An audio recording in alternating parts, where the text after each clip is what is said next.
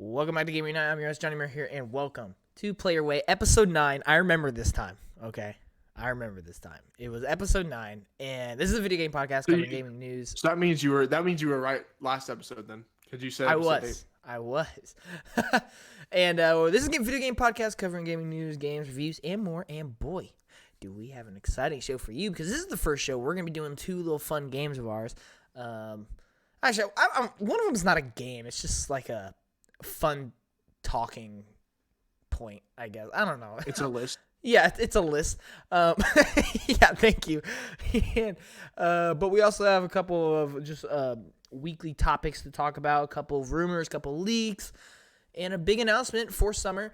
And as always, if you enjoy the content, please consider subscribing, liking, and sharing with your friends because we love video games. We want to share that with players around the world, regardless of platforms and or genre interest. We play games because we enjoy them, and we want to celebrate that by talking about what we love, video games. So let's do just that. Christian, my wonderful co-host. Which, by the way, I shout you out in so many videos now because you are the co-host, and it's like actually been like we're almost 10 episodes strong, which is crazy to think. I don't feel like it's been 10 episodes, but it has. It does not feel like that. But I've been like shouting you out because like whenever I'm talking or doing a review, I'm like, and during our podcast, I was talking with our wonderful co-host Christian, and I say so much now. I'm talking about. That's what I'm talking about. But anyway, what have you been playing this week? Well, it would have been a lot more, but with the storms in our area, my power was out for almost 24 hours. So I didn't really get to play a lot. Dang. I really didn't get to play a lot Monday or Tuesday because Monday I was watching my mom's dogs, and same with Tuesday, but I couldn't sit down and play any video games because no power. I saw you were playing Rise of Ronin for like a little while, like Friday, Thursday. Yeah, I would say it would have been. I think it was Friday after I got off of work. I was like, I kind of want to play a little bit of this. And I played a little bit of Dragon's Dogma as well. Awesome. So, what's your current opinion on Rise of Ronin now that you've played a little more? And it's definitely getting me more intrigued than I thought I would be. Because of the whole factions. That part's interesting. I don't know if you've gotten to that point yet. You talk about like the pro and anti. Yes. Yeah. I like that a lot. I think it's very I interesting. think that is pretty cool. Spoiler warning for Rise of Ronin. Yep. My Blade Twin is kicking my butt, dude. I have not been able to beat her yet. Really? It's like I don't know what it is. I don't know if it's like if I need to leave and like level up more and like do something because genuinely I've gotten her down like under half. Like I've gotten her almost to death multiple times. But for some reason, man, it's this grappling hook that always gets me. She like swings that around, and I use a. Oh, I know. I use an Odachi. Same. I use the Odachi, and then I also have a great sword. I also have a great sword. Wow, we use the two same weapons. That's crazy. And so, when fighting her, I've come to realize that parrying or counter sparking is not significantly harder with the Odachi, but it's definitely there because I tried the fight with the katana. Oh my god, I was able to I genuinely was like, dang, she can't hit me. I was popping off, and then what difficulty are you playing on? Dusk. What is that? Is that the medium? I think that's normal.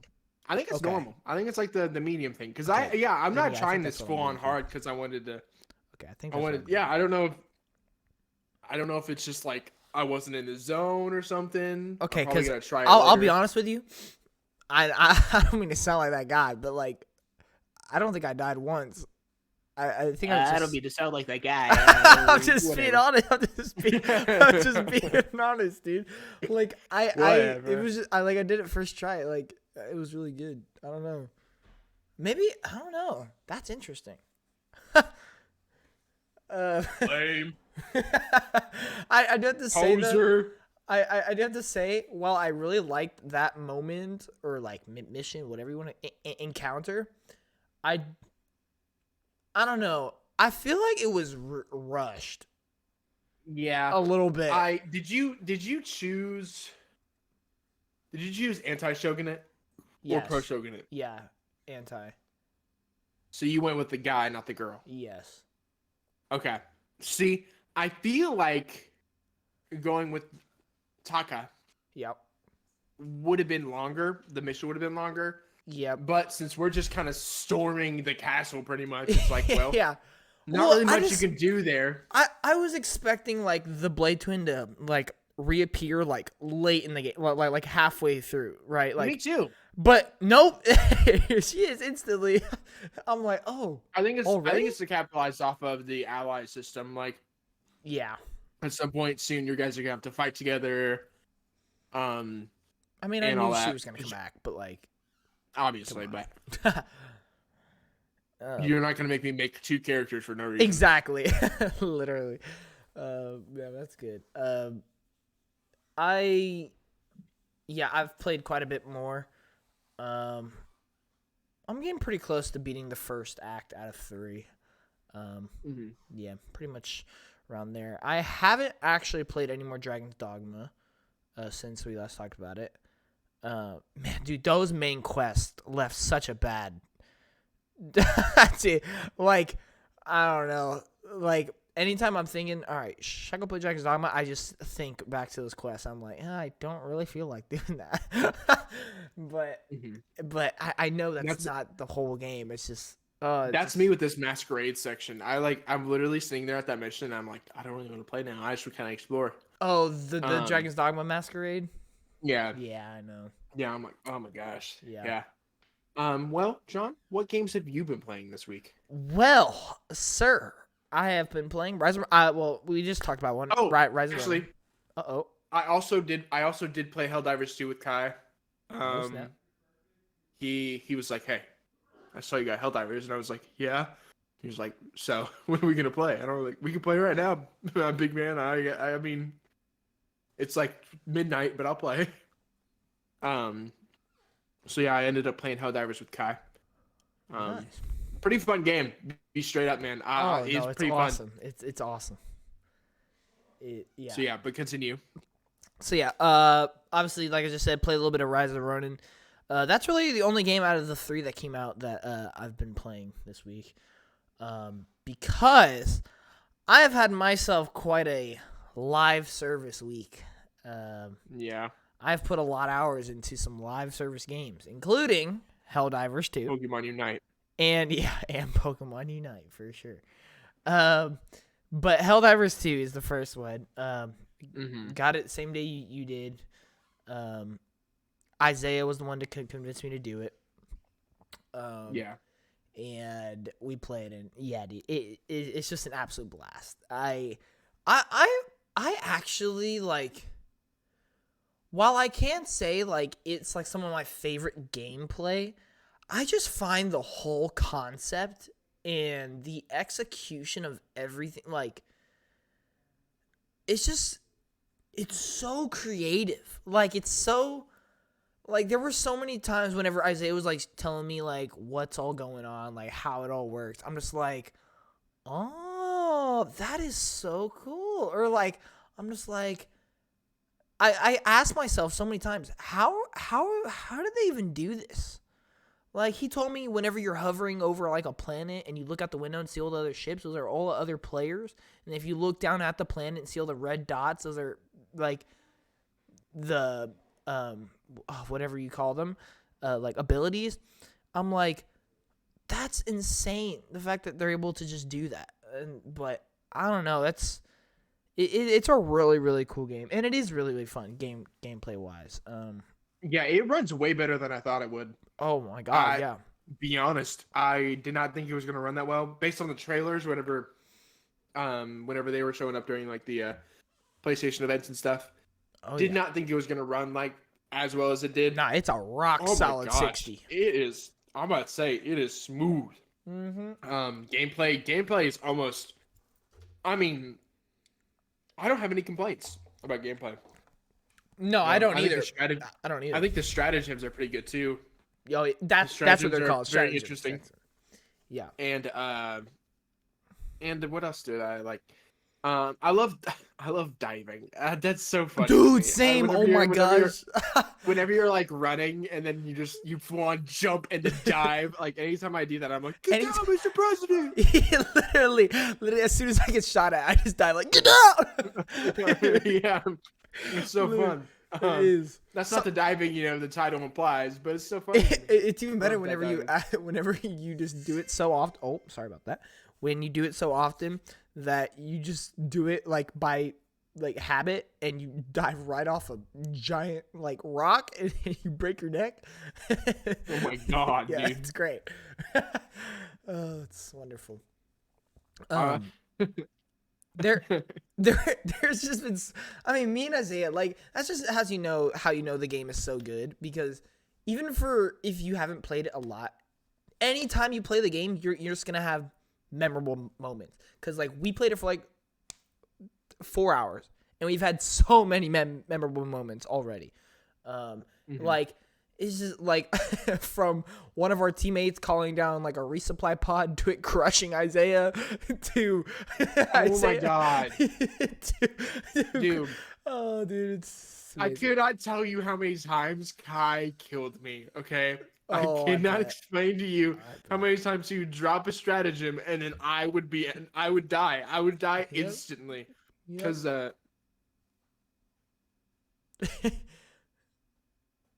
Uh-oh. Did we lose him? Oh, no, we're good. No, you said that you were talking to somebody. I was? What? It sounded like you said hello. Oh. No. Interesting. Oh, Okay. what? Sorry What? for the Okay. whatever. Okay. No, but he would call down these stratagems or he would launch his grenade launcher. He would blow up the building so he'd have a clear line of sight, Oh. forgetting that I'm in like the area of the buildings, and so I would just get flattened. I Oh, would yeah. die. There was Yeah. one time where he hit me and then all my limbs flew off. Like all of them Yeah. were gone. Yeah. And I was like, okay, I Yep. guess. Yeah, Isaiah did that too because like he has like all the strategies unlocked and stuff. So he has like the big like Insane. big explosions. And he's like, "Hey, yo, go like activate that console." I activate it. And he's like, "Hey, by the way, there's a bomb coming." Boom. And it just blows me up. I'm like, "What the heck?" Dude, Like, you better run. yeah. He's like, by the way, you have like 3 seconds to get out there." I'm like, "What?" I'm like, So yeah, oh. like it was me, Kai, and a couple of his friends, and like, oh my god, it was so dumb, but it was honestly pretty fun. Yeah, I'm probably gonna play it with Isaiah, Peter, and maybe Michael Natoli. I think. Yeah, we should play though. It'd be fun. It'd be fun Facts. because we're probably the same level. We're like probably like what level are low. you?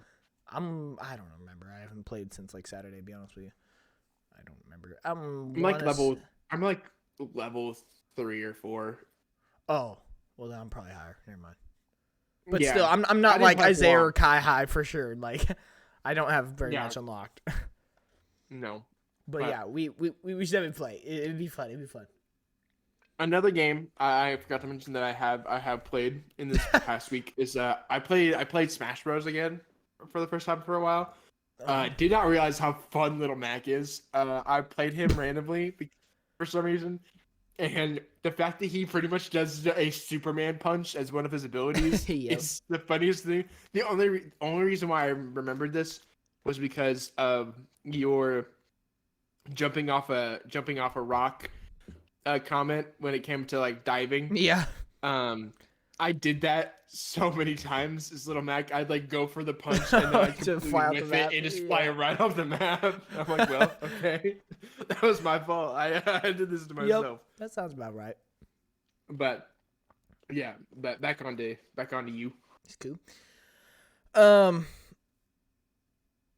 and then the other game that I've been playing a lot. And you know what's crazy is, when I used to play the game a lot, I would like always just I would just want like an actual team to like play with, like friends actually play with. Yeah, It was just like the hardest thing ever. I've yet to ever get a full like team of friends to play a game.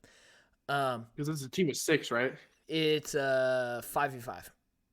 5-5. Okay. Yeah. Um.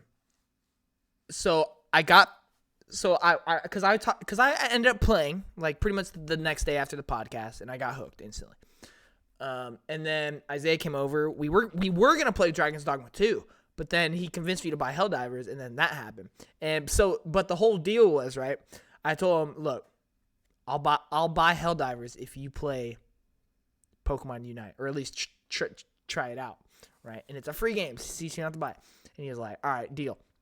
So we did that, and he was like, you should ask Peter because he plays Pokemon Unite. And so that night, I texted Peter. I was like, yo, Isaiah tells me you play Pokemon Unite. Is that true? And he's like, yes. And so me and Peter ended up playing. Well, then the next day, Isaiah ended up trying it out. He ended up liking it. And then Isaiah told his girlfriend to play with us. And his girlfriend likes it now. And now Isaiah convinced Michael Natoli to download it, and so he's gonna give it a try. So now we pretty much have a 5-person team, which is pretty great. And yeah, the game is it's so awesome. Like, there are so many Pokemon in the game now. Man, when I went in there, because I wasn't completely sure like what all Pokemon were added, man, I saw like Blaziken in there, and I was like, yo, Blaziken made it in the game. Tyranitar is in there. I'm like, yo, that is awesome. And then there's some like really weird ones like Mimikyu and Sableye, which I'm like, what are they doing here? And yeah, it's great. Like Leafeon's in there. Umbreon is a tank for some reason. It is so awesome, but it's still so much fun. And yeah, I've just been absolutely. This is easily one of my favorite live service games like of all time, just because this is like this game reminds me of For Honor back in its prime, where like even if I would take a big break from it, as soon as I come back, like I'm instantly just as in love with it as I was before. Like, it's not like, oh man, I used to be into it. No, as soon as I play it, I'm into it. Like, it's just a fun game to play. And yeah, I'm just absolutely love it. Now I will say the most recent Pokemon they added was Miraidon, which is the Violet mascot. Oh, interesting. Yeah, and yeah, he's the most broken character in the game. I mean, makes sense. Usually all new characters are. I would say all new characters usually are. But yeah, so I guess there's like a new type of Pokemon. They're called EXs, right? Wow, I wonder where they got that. Yeah, no way. Yeah, but it's basically legendaries in the game. So they added Mewtwo X and Mewtwo Y, 2 separate Pokemon. Both of them are EXs. And then they added Zacian, which is the sword mascot. And then they added Miraidon, all of which are EXs. And apparently a lot of people are complaining because those Pokemon are just extremely, extremely busted. And they don't like.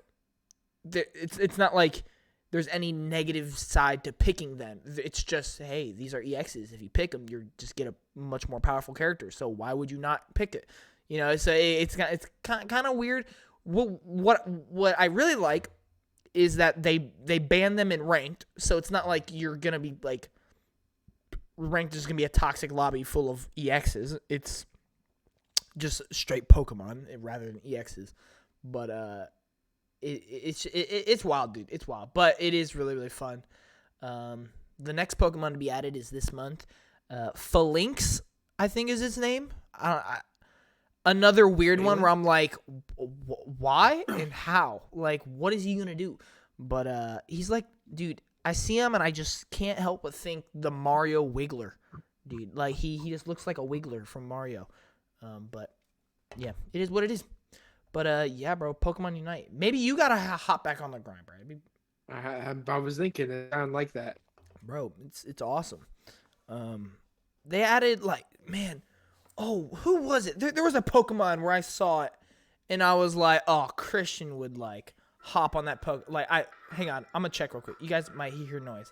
Hang on, I have it like up and running on my side. I saw it, and I'm like, oh, Christian would hop on this Pokemon so quick. Who was it? Oh, it was two of them. So they added Mew as a character, and then they added Zoroark as well. I do like Zoroark. Yeah, and I saw both of them. I'm like, oh, Christian would hop on them so quick. And Zoroark's a speedster in the game too, which is like, yeah, straight up your alley. But yeah, dude, it's so fun. It's so fun. And yeah, me, Peter, Isaiah, Michael, and his girlfriend, and whoever else wants to play, we're gonna be playing a lot of it. So, very excited. I'm looking at all the people on. I'm looking at all the people on there now. Oh, do you have it on your Switch? Are you looking on your Switch or just on the website? No, I'm on online. Nice. But yeah. I don't have my Switch. Other than that, that is all I've really been playing, to be honest with you. A little bit of housekeeping. I did a little channel update on YouTube. I don't know if anybody saw it. Oh yeah, some people have. Basically, just discussing just stuff for the channel. They added the goat Snorlax. Oh, he's been in it. He's been in it since day one. But then basically today I uploaded anticipated games releasing in April 2024, bringing that little series back once every month. I recorded my Tekken 8 review finally. Yeah, I know. It's been a while, buddy. Yeah, a little bit. But yeah, that is pretty much it. So let's get to the news. Let's get to it, and right away, I just want to start with the one that I'm excited to talk about. Hollow Knight Silksong, man. Christian, as an avid, is that the right word? Yeah. As an avid Hollow Knight fan, what is your excitement levels for Hollow Knight Silksong? Are you saying avid? Yeah, is that not the right word? Avid. I think it is actually. Avid. Avid. I'm pretty sure it is. It just sounded odd. Well, I at first wanted to say Advent, but I'm like, no, that's Final Fantasy. Well, I mean, it's more than Final Fantasy, but yes. Yeah, true. But yeah, I think it's Advid, right? Advid. I'm welcome to Learn Your Way, guys. Where English teacher Christian will either give us a history lesson or a vocabulary lesson. Hold on. Advid. Oh boy. Hang on, wait a minute. Avid. Okay, Avid. Okay. Advid. Yeah. No. Oh my gosh. A-V-I-D. I also want to say Advid. A-V-I-D. Avid. Oh my gosh. We're idiots. Because like my brain was like combined in 3 separate words, and I'm like, I just don't know if any of those are right, actually. Oh my god. Okay, well, anyway, as an avid Hollow Knight fan, what is your excitement levels for Silksong? So pumped. I'm so pumped. I need to finish the game because it's same actually. I probably should, yeah. 80 hours in. I'm nowhere near finished. But no, I'm super excited for the game. It's gonna be so fun. I cannot wait. I'm obviously, if anybody who knows about Hollow Knight Silksong and everything that comes along with that, we haven't heard a lot about it. We've got a trailer. Yeah, and that's it. It was an announcement in a trailer. That's all we got. And so with the with the appearance of Hollow Knight Silksong finally on Steam storefront and Xbox storefront, obviously that means it's like, hey, it's actually like full on now. Like, it's not just, it might not be, or it now might be. Oh my gosh, what am I trying to say? There's not a chance for it to be really canceled now. Yeah, we might be hearing news on it pretty imminently, honestly. Yeah. Now, Pretty that's not right. But no, English lessons aside, I have incorrect. I have a prediction of when we're gonna see it. Yeah. When is that? And it rhymes with soon. Sorry. and it rhymes with soon. Sorry. I'm sorry. I liked it, bro. I'm sorry. I liked with it. Soon. It rhymes with. Do you mean soon? We're gonna hear it soon? No, I meant June. June. Dumb. I'm dead. Anyhow. Okay, it was a double entendre. Is that the right word? Okay, we're just not working with words today, people. Double entendre is definitely not what that is. But it's a play on word. It's a play on word because we're gonna be hearing about it soon. Yeah, there you go. Play on words. My prediction's June, so we're gonna be hearing about it, and it rhymes with June, or no, it rhymes with soon, which is June. Oh, all right. Yeah. I try. Okay. I try to be entertaining. So, all right. All right. So, So, what's up? With that, yeah.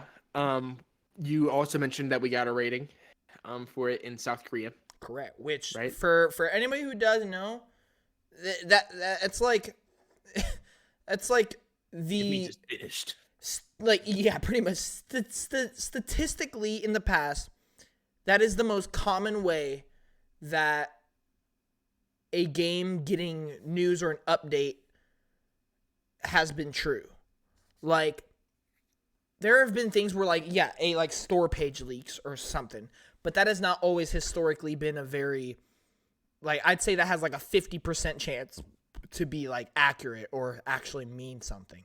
Whereas, like, if something gets rated, historically has like a 95% like ratio of it being like meaning something, right? So it's very common, very likely, and we see it with so many games, that when it gets rated, we then see like a release date trailer or a big like event for it or something like that. I mean, we even saw it with God of War Ragnarok. God of War Ragnarok got a rating, and then it got a state of play like the next month. So state of play for Hollow Knight Silk Song. Yeah, right. But yeah. So the fact that it got rated in South Korea is like practically confirmation, but it's not. Like it's not.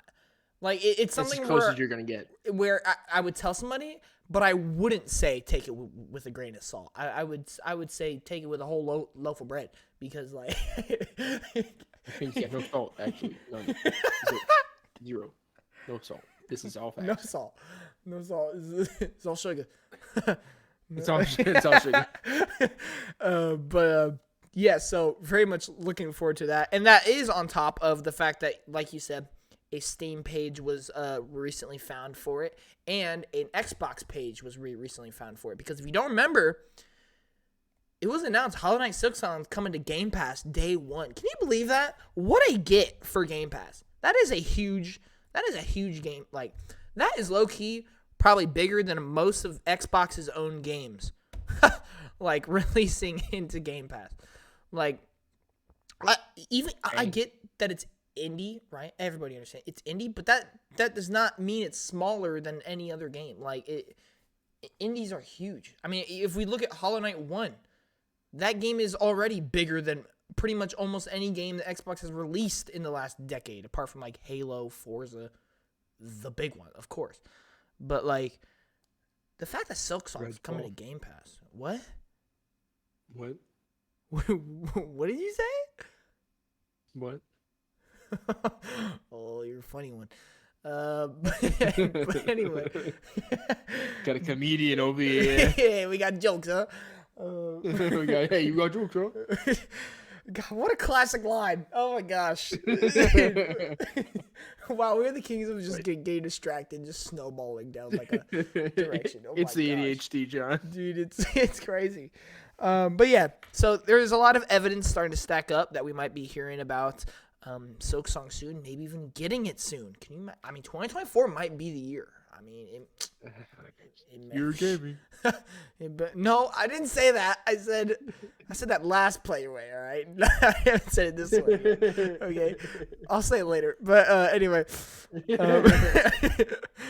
best year gaming. Anyway, No. favorite year gaming. There you go. Okay, there you go. I'll accept that. Yeah. I'll accept You that. can't really combat that. Come on now. I was just could, waiting but I'm for. not gonna.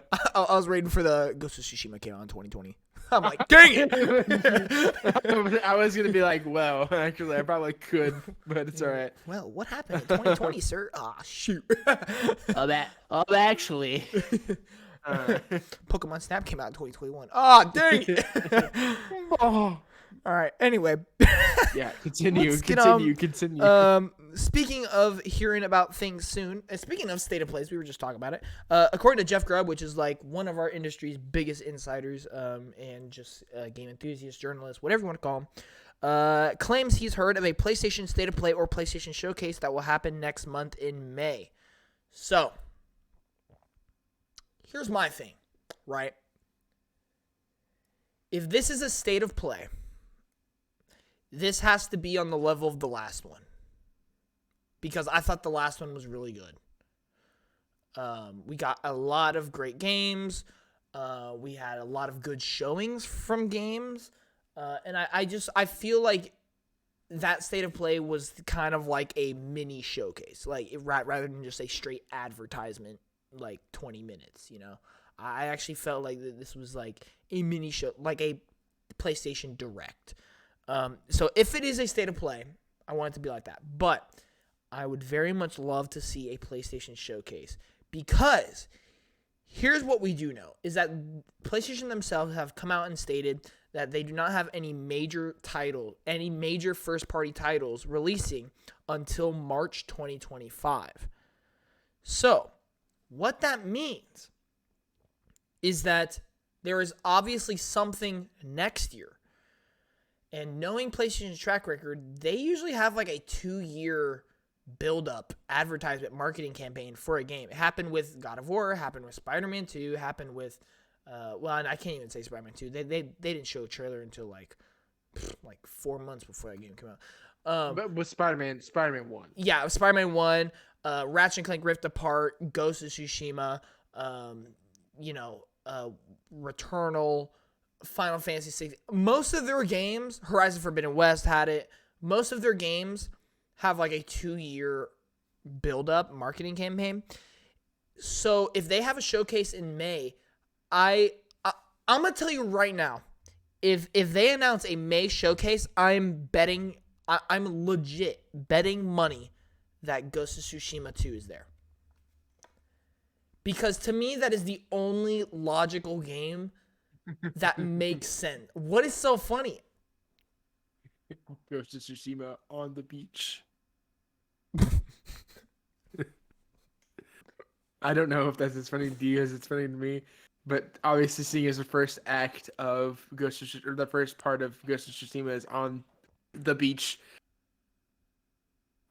I was thinking, like, they wouldn't call it Ghost of Tsushima 2. They'd call it Ghost of Tsushima on the beach, you know? Like, or something like that. Something dumb like that. Ghost of Tsushima, You're seeing it. Blood on Blade. That's a hard Blade. name. That's a hard name, actually. Ghost Anyway. of Tsushima. Now, okay, Electric Boogaloo. actually, let's have a... Do you think it's just straight up going to be called Ghost of Tsushima 2? I don't. There's no way. I think it's going to be Ghost of somewhere else, personally. Yeah. Because, Ghost of New Orleans. Ghost of New York. Ghost of Russia. Well, the question is it going to continue Jin's story, or is it going elsewhere? I think Jin's story is done. To be honest, I just don't think they can continue it and me feel as good about it as the first game. Because I feel like with Iki Island, his story's done. Like, it's wrapped. I do not feel like he has any more left to tell. Because I mean, yeah, him and stayed in. Yeah, sorry, is an anime character. You know? You know, Actually, um, no. uh, it's shut up. Okay. But uh, God, we are obviously demons on the mic. We are. Jin. Oh my gosh! Obviously, Jin and whatever her name is, stay on Tsushima. But I feel like I just don't. I genuinely hope that it's something new because I don't know if they could pull off continuing Jin's story like that. Yeah. Because there was a reason why he fought so valiantly for Tsushima Uh-huh. or Tsushima. There was a reason. Like I don't think they could do a different setting and be like, here's Jin. Yeah. He's here now. He's gonna fight for a country. Like the reason why he was so loyal to Tsushima was because of his ties to it. Yeah. You couldn't do. I just don't think you could do unless they do like maybe a bloodline thing. Like maybe he finds somebody and like settles down. Maybe his dad's still alive. Um, Oh my gosh. Can you imagine that? We saw his dad die. Dog. I mean, I know. Did we play the same game? I mean, yeah, I know, but like, you never know, bro. Other things have done way worse. Okay, like But somehow Palpatine yeah, returned. exactly. We saw that man fall down the biggest butthole you've ever seen. Like, what are we talking about? Come on. We saw him fall down. I'm PG. Wow. But yeah, no, we saw him fall into an abyss, and all of a sudden he's back somehow. He's returned. that's no matter my opinion on the movie itself, that is the dumbest line in a Star Wars movie, other than like maybe Mr. Jar Jar Binks. how do you do it? Even then, I like Jar Jar Binks a little bit more than that. But no, back on topic. I don't think they could do Ghost of Tsushima 2 unless it's like a hop forward in time. Watch it be during the Civil War era of like. Actually, it's a crossover America. between Rise of the Ronin and. Rise of the Ronin. Yeah. Well, I was thinking, I'm like, maybe, That's funny. But I mean, other than that, I think they're gonna have to do something different. Even if they do another Ghost of Tsushima or another Ghost game, because I is it confirmed that they're doing another one? Pretty much. Like, I would be shocked if it's not another Ghost of Tsushima. Mm-hmm. Now, it'd be interesting if it was like in the future, obviously, but it was a different protagonist who took up the Ghost mantle. Well, yeah, I think. Well, Batman I Beyond think they have something so special here because while Ghost of Tsushima is obviously like my favorite game of all time, I don't feel like it's locked into one thing specifically. Like I don't feel like it has to be pretty much the same setting. It doesn't have to be the same characters. It doesn't have to be the same major conflict or plot. I feel like Ghost of Tsushima as a game is about the gameplay, of course, and the like themes and like morals and like what you do in the world. Like I don't feel like it's locked to anything specific. And so to me, if it's Ghost of Tsushima 2, like if that is what they title it, Ghost of Tsushima 2, then I do feel like Jin is sticking around. Because it would be weird to go from 1 to 2 and him just be pretty much non-existent.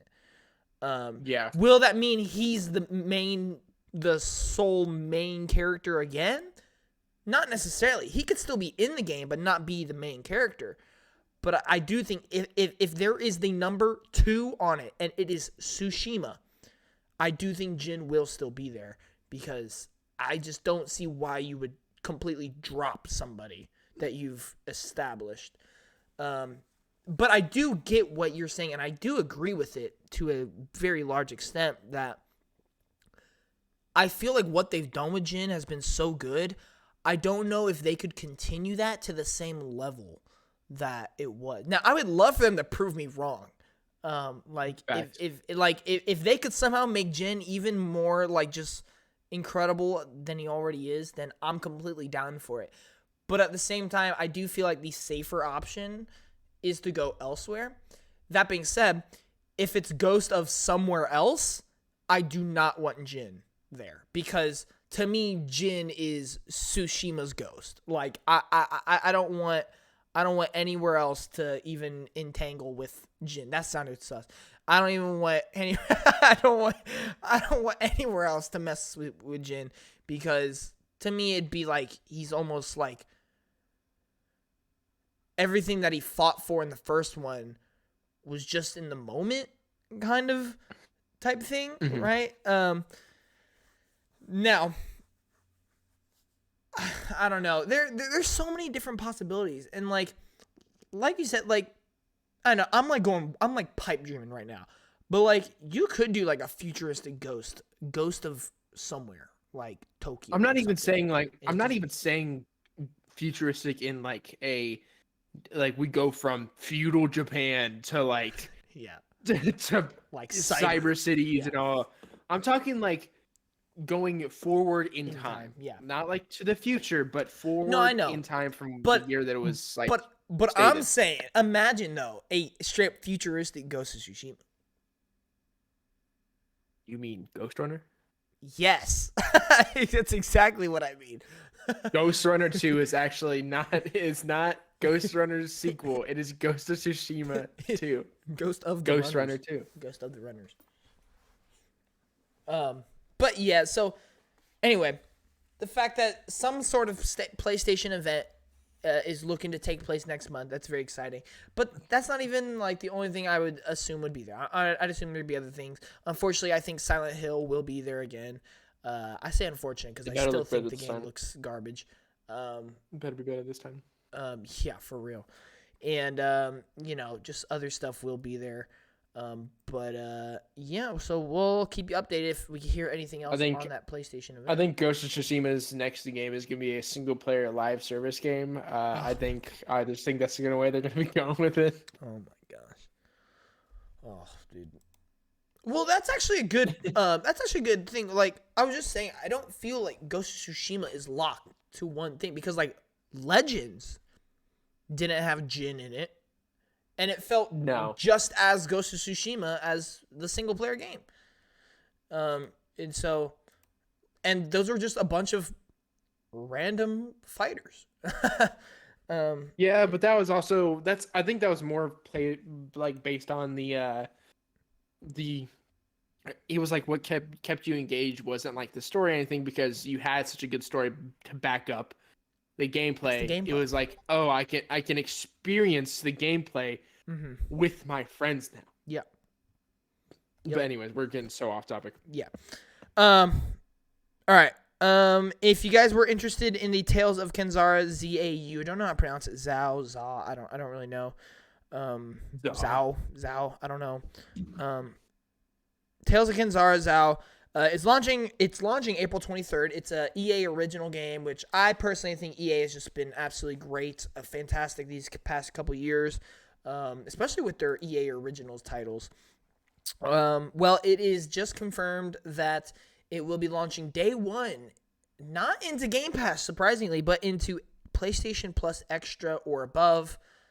So yeah, you'll be able to play this game day one for no extra cost. That's a pretty good get for PlayStation Plus. I like when they do these day one releases, they just almost never do it. They are doing it with this game. However, the caveat, not that this should down the fact that this is happening, but, we have Xbox Game Pass with these day one $70, $60 titles. This game is $15. And so, yeah, what's so funny, dude? What's so funny, man? And so, That's the most Sony thing I've heard yeah. this week. Oh, you guys finally want us to do day one titles? All right, we'll leave it as $15 game. All right, Which here, let me release a $3 game real quick. Day one to Game Pass, guys. Let's there, be go. happy. um, but Stop, but quit your that's not whining. that. Look, no disrespect to the game though, because I do think the game looks really cool, and I am excited for it. I just posted a video, like I was saying, most anticipated games of April. It was on there. And yeah, I do think it looks like a really good game. By the way, this is the one game, Christian, you'll remember it now. It was the one game where that guy came out on stage at the Game Awards and talked about how he started up a new studio and started his first game about like his dad and stuff. And it was he was like wearing like an African I don't know Oh, what him. we'd call Yes. it. Yeah, Oh yeah. my gosh, I do remember him. It was that game. That's this game. Oh, cool. Yeah. Okay. And so yeah, I'm very much looking forward to it. Like I said, guys, April 23rd is when it's coming out. I think it's the same week as Stellar Blade, I do believe. So there is that. Last thing we're gonna talk about here is a leak of a new game. Now this one excites me so much. Let me just tell you, man. I don't know why I said it like that. Please, I apologize. Oh no, we have two more things. Okay, we're gonna continue with events real quick because the very first summer event, Jay Wood calls it the Gamers Holiday now, which is a good term because like all the events happen then. Well, our first E3, quote-unquote E3 type event has been announced, which is the Ubisoft Forward, which is set for June 10th. Jay Wood goes on to say that Assassin's Creed Red, Star Wars Outlaws, and the new Prince of Persia game could all possibly show up. So I'm just going to go ahead and segue into that, and then we can talk about both things. It was leaked that the Dead Cells developer is set to release a roguelite Prince of Persia game this year via Steam Early Access. This game is set to take its art direction inspiration heavily from Franco-Belgian comics, which I don't know what that is, but I'm going to look it up right now as we speak. Hang on, give me a second. Franco-Belgian comics. I have so many questions. I am. Yeah, I do too. Actually, I need. Okay, so let's just ignore that last part about the art direction. Dead Cells is a fantastic game, one of the best Metroidvania and roguelike. Actually, is it a Metroidvania? No, it's a roguelike. It's just a roguelike, right? It is roguelike. Yeah, it's one of the best roguelikes out there. And I absolutely love the last Prince of Persia game, The Lost Crown. It's my current game of the year, actually. And this sounds like a match made in heaven. This sounds just absolutely wonderful. Prince of Persia fits the roguelike genre perfectly. Dead Cells know how to make a good roguelike, so put them together. I'm sure they can create some magic. Yeah, so I'm very much looking forward to that, and it could be announced at the Ubisoft Forward. It's going to be live from LA, so they're actually going to have people there attending, which is really cool. Love to see them doing that. But yeah, how are we feeling, first of all, Christian, about Dead Cells developer? Because I know you love Dead Cells. How are we feeling about them making a Prince of Persia game? Because you were actually one person who has not played Lost Crown. Yes, no, I have not played Lost Crown. But I have played Dead Cells, and I love Dead Cells to death. It is awesome. Such a fun game. One of my favorite parts about Dead Cells is its zany humor mixed with, like, honestly, if you think about it, gruesome, like, atmosphere. Oh yeah. And it's so fun. I've logged so many hours on the game. I've been trying to beat the Castlevania DLC still. Haven't beat it Mm. yet because Dracula is a two-phase fight in that that is hard to deal with when the castle itself is the hardest dungeon in that game by far, in my opinion. But yeah, no, I mean, I'm very excited because I feel like they could go so many directions. I'll be straight up, man. Uh, The art style thing is really throwing me for a loop though, I know. because like I'm looking at it and it's like I don't know if I can see it. I Yeah, do. I don't know It either. I'm hoping it's an April Fool's. Like like what is this? um, but yeah, and then how do you feel about it possibly showing up at what was announced Ubisoft Forward June 10th? I'm very excited about that. I think that makes sense. Obviously, if it's Prince of Persia, um, Yep. but I definitely think it's likely. Seeing the success of the Lost Crown, that Yeah. they'd want to do another game, while the team that worked on the Lost Crown is able to make another game, so they can kind of like stagger releases maybe. Um, but yeah, no, I'm definitely.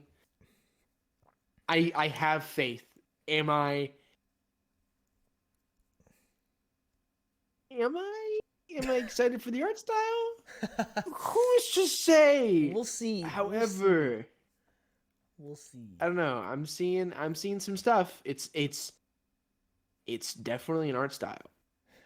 One I of the need to art do. I styles of all actually, time. I honestly, it is one of the art styles of all time. It's definitely something that's been drawn. Oh my. No, I will have to personally take a better look into this before I give any remote um any remote opinion because I honestly don't know. I mean, I'm reading it now, but I probably will have to do a bit more research on the art style itself. Um, but uh, I have faith in the Dead Cells developers because I think if anybody could do something like that and make it good, it's them. Yeah. So, you know, I'm excited. Facts. Facts. Well, speaking of the Ubisoft Forward, Jay Wood also says Assassin's Creed Red and Star Wars Outlaws are supposed to or could all possibly show up there. I completely agree with both of those. Assassin's Creed Red we know is the next Assassin's Creed to release, which was previously leaked to be 2024. If that's the case, that's gonna be awesome, dude. If we actually get another Assassin's Creed this year, and it's the most requested Assassin's Creed of all time, uh, oh yeah, oh yeah, like I don't know if you I've already ever know. talked about this, but there's so in middle school I read these books that were Assassin's Creed books. Mm-hmm. It was I think it called Assassin's. Oh my gosh, what was it called? Uh, um, they were 39 clues. they were what?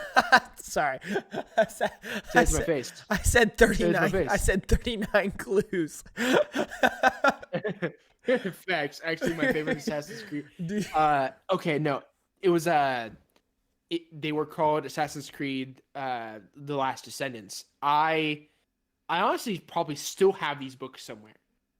Um, but yeah, no, the second book in that though, it was Japanese. It was a Japanese inspired like point of view. The main character, I forget his name, played through it. Um, oh my god, Tomb of Khan. Tomb of Khan is exactly what it was called. Um, but yeah, no, it captured what I really liked about Assassin's Creed in book form in Japan during the time I think this game is set.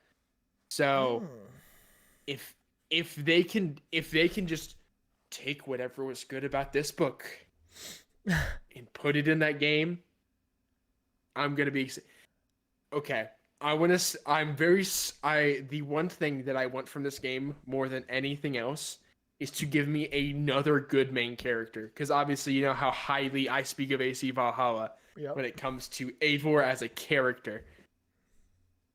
Well, Whoa. it's gonna be If they it's can, gonna be the same style of game as Valhalla and Odyssey, if and that that's what I'm helps. saying. If because I also like Cassandra because I played AC Odyssey and Valhalla as the female characters because it's my brand. But I played as Cassandra in Odyssey, and then I played as female Eivor in the Valhalla, and obviously I'll do the same thing for this codename Red. But those characters are really good. So if they can like build upon this character and not have it be bland and two dimensional, I think I think you're gonna have yourself a pretty solid game. It it it may even rival Rise of the Ronin, in my opinion. Oh, easy. Oh yeah. That's one of my Bruh. biggest complaints about Rise of the Ronin so far is that your character is incredibly bland. Like Yeah. incredibly bland. As in I think Cardboard has more dimension Yeah. than this character. But yeah. Sorry if you hear the dogs in the background. I do not know what's going on with them, but they are just barking. Anyways, um. I'm very excited. Yeah. Incredibly excited, and I would love to see it this year, if not next year. Yeah, for sure. My God, if it releases next year, dude. Oh my God, dude. 2025 is going to be brutal for our wallets and for our time and everything. It's gonna be brutal. But yeah, I completely agree. I am super duper excited for this. I really loved Odyssey. I really liked Valhalla. I'm obviously a huge Assassin's Creed fan. Loved Mirage. This is not going to be a game like Mirage, but I did really like Mirage. But better yet, we're finally getting this game. This is a game we've wanted for just so long.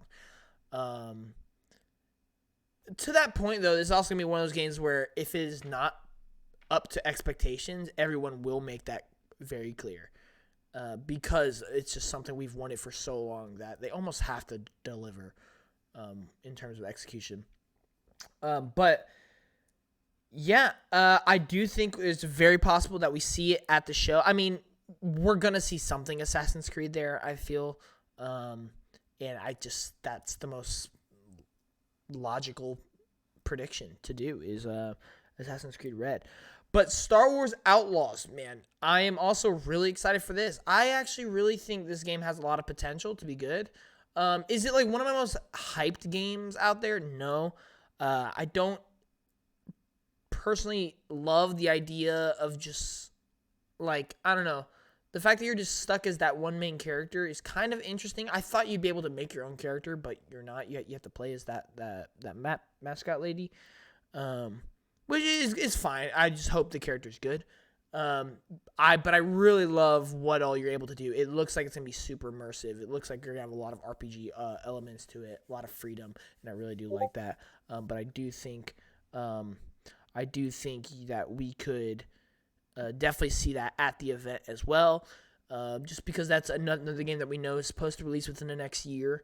At Ubisoft, and honestly, Ubisoft has kind of just been cooking. Is kind of in the dark. Now, I know Ubisoft delivers a lot of trash, but Ubisoft also delivers a lot of bangers. Like I just said, Assassin's Creed Mirage was a very solid game. They released Mario plus Rabbids a couple years back. That's in my top 5 of all time, top 5 games of all time.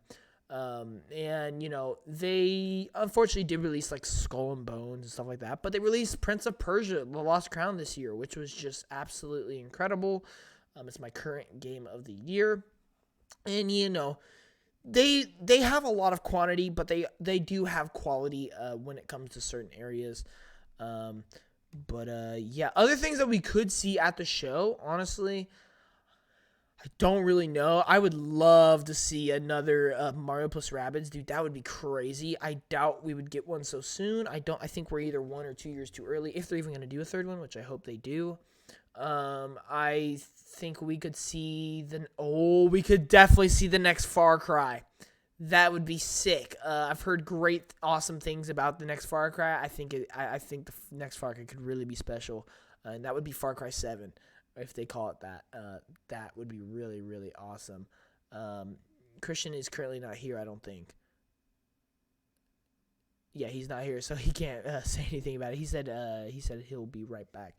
Other things we could see there, I mean, let's think, Ubisoft. I wouldn't expect anything Rayman related just because the Rayman team did make Prince of Persia Lost Crowns, and they just released that, so I don't think they've been working on a Rayman project. Maybe I'm gonna throw one out there. The team behind Steep and Riders Republic with the like sports. I could see another game of that kind of breed. Maybe a Steep 2 would be really cool. Maybe we could see Riders Republic 2. I don't really know. I do feel like they should have something else though. I think it's about time. It's been about 3 years, I think. 4 years. I think 3 years. So that'd be really cool to see and check out as well. Now I'm gonna throw one out there that this is my most wanted game. If Ubisoft can show anything, could have anything, this is easily what I would want, even more so than Assassin's Creed Red, and that is a remake of, or sorry, not a remake, the remake of Tom Clancy's Splinter Cell. Oh my lord, I would lose my mind. I would cry. I would die. I would just go absolutely insane. I'd blow the roof off my house. It would be a day. It would be a day. Splinter Cell is like, I absolutely just love that game. And we know they're making a remake. We know a remake's in development. We just don't know when we'll see it. We don't know. We don't know where. But if they show that at the event, I will lose my mind. But Christian's back now, so Thank you. No problem. Thank you for announcing that I'm back. Oh yeah, no problem, bro. Do you want me to put on your entrance theme real quick? Yeah. I don't know. Pops out like Cody Rhodes. Yeah. What? But what remake were you talking about? Tom Clancy's Splinter Cell. Oh yeah, I remember. Okay. Yeah, we know it's in development. Because we know it's in development. Yeah, they announced that like 2-3 years ago, and so I could see them finally showing it here, for sure. I also said the team behind Steep and Riders Republic, they could possibly show their next game, maybe Steep 2. I said maybe Mario, the third Mario plus Rabbids, complete the trilogy. I would love it because obviously it's in my top 5 of all time. But I don't know. There's a lot of different options that they could show. Ubisoft just kind of has like a whole bag. You know what they need? You know what Ubisoft needs? What? They need the next Rainbow Six. Good luck. Like actual Rainbow Six too, not like Extraction. No, they need like the next Siege. Like I said, good luck. They make too much money off of that game for them to be like, we're gonna make another one now. Yeah, like that's what's keeping Ubisoft afloat. You want me to be for real? That is what's keeping Ubisoft afloat. Is that game specifically? For Honor, it died a long time ago. Oh my god. Yo, For Honor 2 For though. 2. Yeah, for real. 2. Yo, that For Honor 2 up in here. That would be insane. I don't think you understand how UE5. Oh my god. I don't think you understand how badly me and Christian would probably cry if that happened. I mean, I would know that my anger issues would come back, man. You would see it and be like, "No!" You'd like punch his screen. Yeah. And then afterwards you'd be like, "I cannot wait." Yeah, just like yeah, John's like, let's go, and me sitting there punching the wall like, no, God, please, no. I know countless hours of my life are gonna go back to perfecting that game. But like, I'm gonna get so angry. But like, that is like a sequel that's like, that's our childhood, like low key, like. Oh yeah, Honor is like our childhood. So many hours in that game. Like, and you know, I had this thought earlier. It's like, you know, because I was thinking about our podcast, what I was gonna say, and how Ghost of Tsushima 2 would probably be at the PlayStation Showcase. Is like, I can't even imagine what my reaction to that would be, because you have to realize that's literally a once in a lifetime thing where your favorite game of all time gets a sequel. and its reveal trailer. Like, can you imagine if someone like messed that up for me? Like that's it. There is no do-over. It's not like there's gonna be Ghost of Tsushima 2 Part 2. That's not how that works. So and the same thing for Honor 2. Like if that was to happen, that would be it. That'd be like the once in a lifetime thing. Like I don't know. It'd be so cool. But yeah, Ubisoft Forward. I am actually looking forward to it. Usually all the Ubisoft Forward events are really good. Looking forward to Ubisoft. Yeah. All right, let's move on. Yes. Let's move forward. Oh wow, we're gonna lose all our viewers. You can't see me. Anyway. You can't see me, but I just straight face. Maybe I can see you.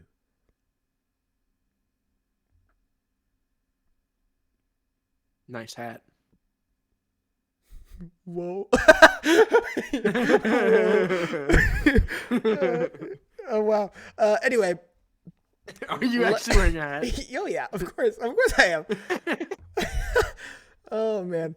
Anyway, for the viewers, I cannot see him. Like sometimes we have camera on and stuff. I cannot see him. So like, that was just straight up, I guess. Oh man, that's funny. All right. Let's get to our fun little topics for today. We have 2 different segments we're going to be doing. So definitely strap in for that. Which one do you want to do first, Christian? I know which one I want to do first just because I feel like it'd be more fun personally, but I'll let you pick. Let's do whatever you want to do first. No. Okay. I feel like we should hit them with the fun one. Ladies and gentlemen, welcome to the first ever Player Way segment of Red versus Blue Pill. Oh, yes. So if you guys do not know how this works, hang on. I'm going to redo that whole segment because I'm going to put the Gamer Unite border on here because I'm making this a video, okay? So sorry for that. All right. Ladies and gentlemen, welcome to the very first official segment of Red versus Blue Pill. What's going on, Christian? Why did you pause between every single word? What was the point of that? Because I like those syllables. That's not even syllables. There's so many things wrong with that.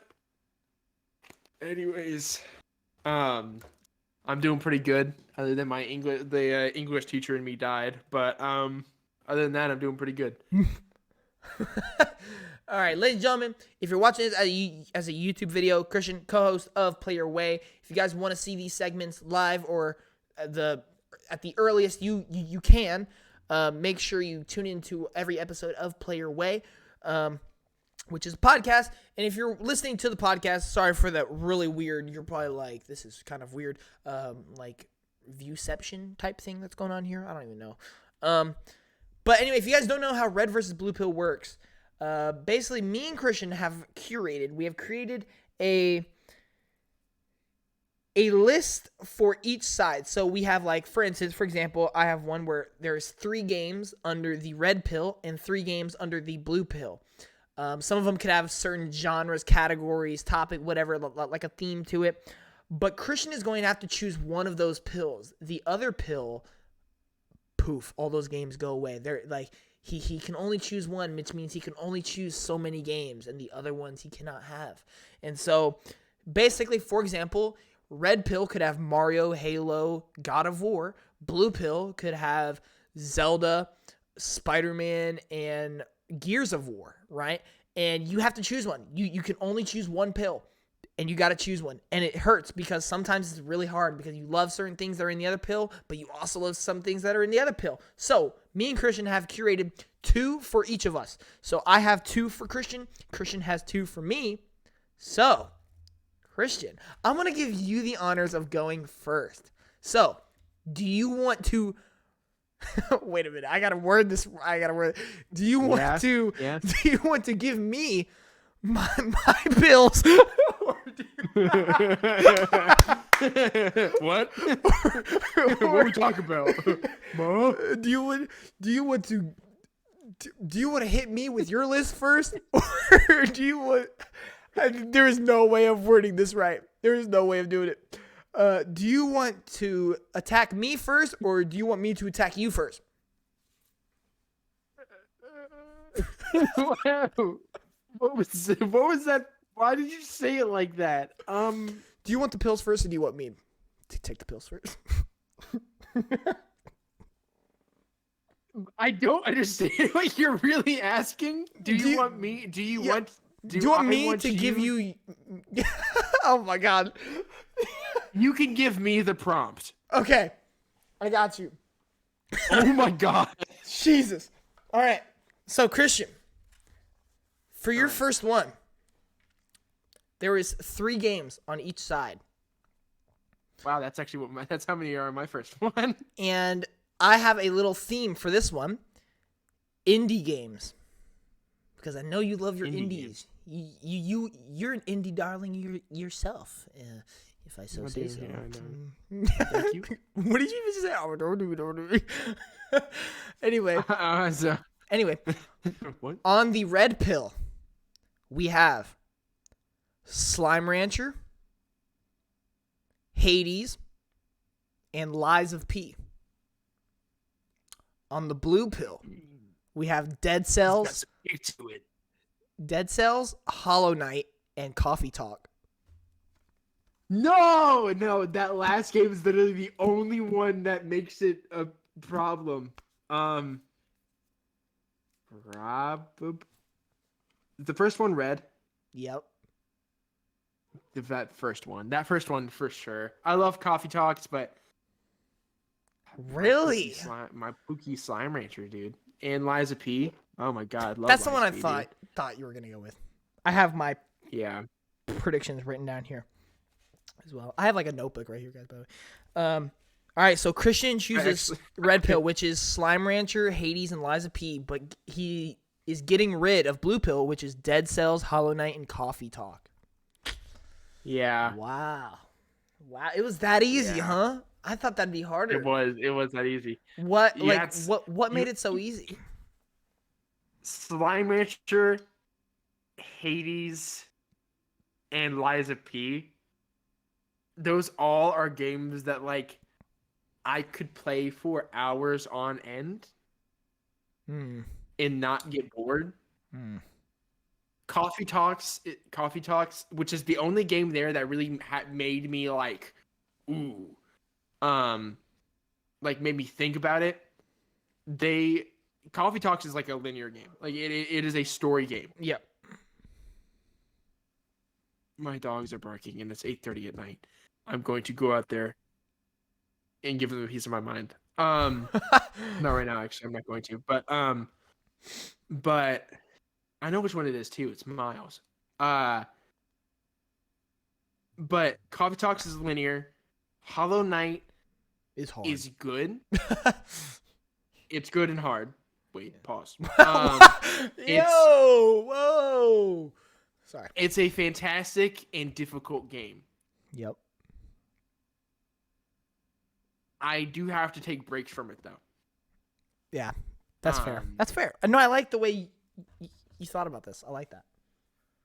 And then Dead Cells. See, that one also is hard, but at the same time, that's another one of those games where it's like I do have to take breaks from it. Like I could play for like 20 hours. So like the way like I do it 2 days. sometimes is like I go like one-on-one. So like Slime Rancher versus Dead Cells. Are you choosing Slime Rancher? Mm-hmm. Yeah. Okay, and then like Hades versus Hollow Knight. Oh, Hades all the way. The only reason why I have not played Hades recently is because they took it off of Game Pass, and I keep missing sales. Oh wow. Yeah, Hades has been off Game Pass for a while. Oh, wow, I didn't know that. And then Liza P and Coffee Talk. Weird comparison, but yeah. First off, I would say a Souls-like to a which one would you almost choose though? Oh my gosh.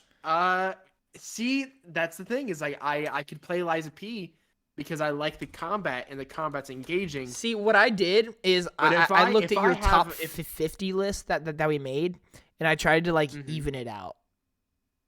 Yeah. Definitely, like I said, man, it was as soon as you mentioned Coffee Talks, I was like, ooh, this is a hard decision now. Well, what's interesting is Coffee Talk Hollow Knight and Dead Cells are all above Slime Rancher on your top 50. But I went about it, obviously, as I had stated earlier. Yeah. I went about it as like if I'm getting rid of some games, I'd much rather have Right. games that That I makes sense. don't tire out of easily. That makes sense. That makes a lot of sense. Okay. Cool. All right. So, Red Pill. All right. Yep. You go ahead and give me your first one. Alrighty. Just That's 3 fine. games That's on fine. each side. All right. All right. You got the Red Pill. Is there a theme to this or just a wide selection of games? It's some games. All right. Love it. So the Red Pill is Ghost of Tsushima, Shocker. I knew that was going to be on Pokey Park, Oh, shoot. AC Unity. Oh, shoot. Oh, gosh. Okay. The Blue Pill On paper, that's is unbeatable. Uncharted. Which one? Ooh, see, I didn't write down which one on here, but I'm going to say Uncharted 3. Ooh, okay. That's a good one. Pokemon Snap. The new one? Assassin's Creed. The new one? Yeah. No. Well, I have Pokemon Snap on here. I did not put new Pokemon Okay, Snap. I'm going to help you So and I'm say gonna say the original. the new one. Okay, well. You going to say the new one? Okay. you gonna say Because new one? the original's not, like, yeah. Okay, that's fine. And then, what do you think? What do you think this last one is? I heard you say Assassin's Creed, so. It is Oh, shoot. Assassin's Creed Rogue. I knew it! Dang it! Oh, come on, dude. Oh.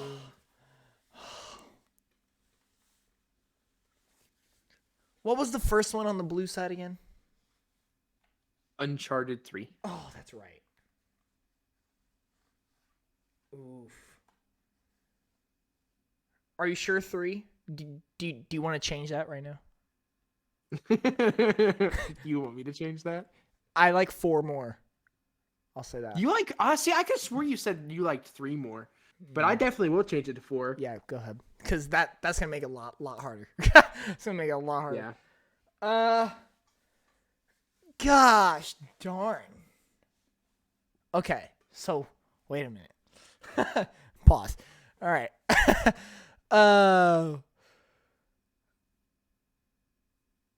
Poke Park or Pokemon Snap? Oh, snap. Come on. Okay, Pokemon Snap's gonna win that matchup. Assassin's Creed Unity or Rogue? I can't do that. You can't make me choose that. What? Both of those games came out on the same day too. Can you believe that?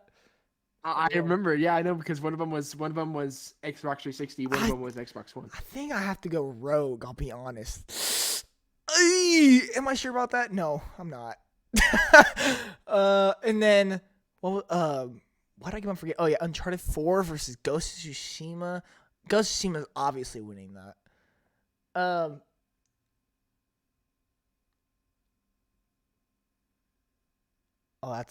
that sucks. I have to go. Ghost of Tsushima was Red Pill, right? Yes, Ghost of Tsushima was purple. Yeah, I have to go red. I just have to. As much as I really, oh my gosh, the worst one is Pokemon Snap. I do not want to say goodbye to that game whatsoever.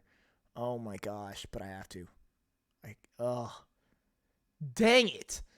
Okay, so let me explain my decision here. Number 1, Ghost of Tsushima. Honestly, I think putting Ghost of Tsushima on this list is OP because Ghost of Tsushima, I don't know if I would trade anything for Ghost of Tsushima. Like, without Ghost of Tsushima, I would not be who I am, like, today. Just period. Like, you could probably have the other 5 games against Ghost of Tsushima, and I'd probably still choose Ghost of Tsushima. Maybe. I don't know. That's a tough one. But Poke Park and Pokemon Snap, I absolutely love both of them, but I do think Pokemon Snap has my heart more. The Assassin's Creed, dude, that's tough. That's really, like, Rogue has my favorite story, but Unity easily has my favorite gameplay. So, That's really tough. And then Uncharted, I love Uncharted. Uncharted is my favorite franchise of all time. But it's what I just said. That's the key part to take away from that. I think without the other Uncharteds, any of the Uncharteds apart from one is kind of like hindered without the other ones. Because if you play all the Uncharteds in order in like a short period of time, I don't think you can get a better story experience. Period.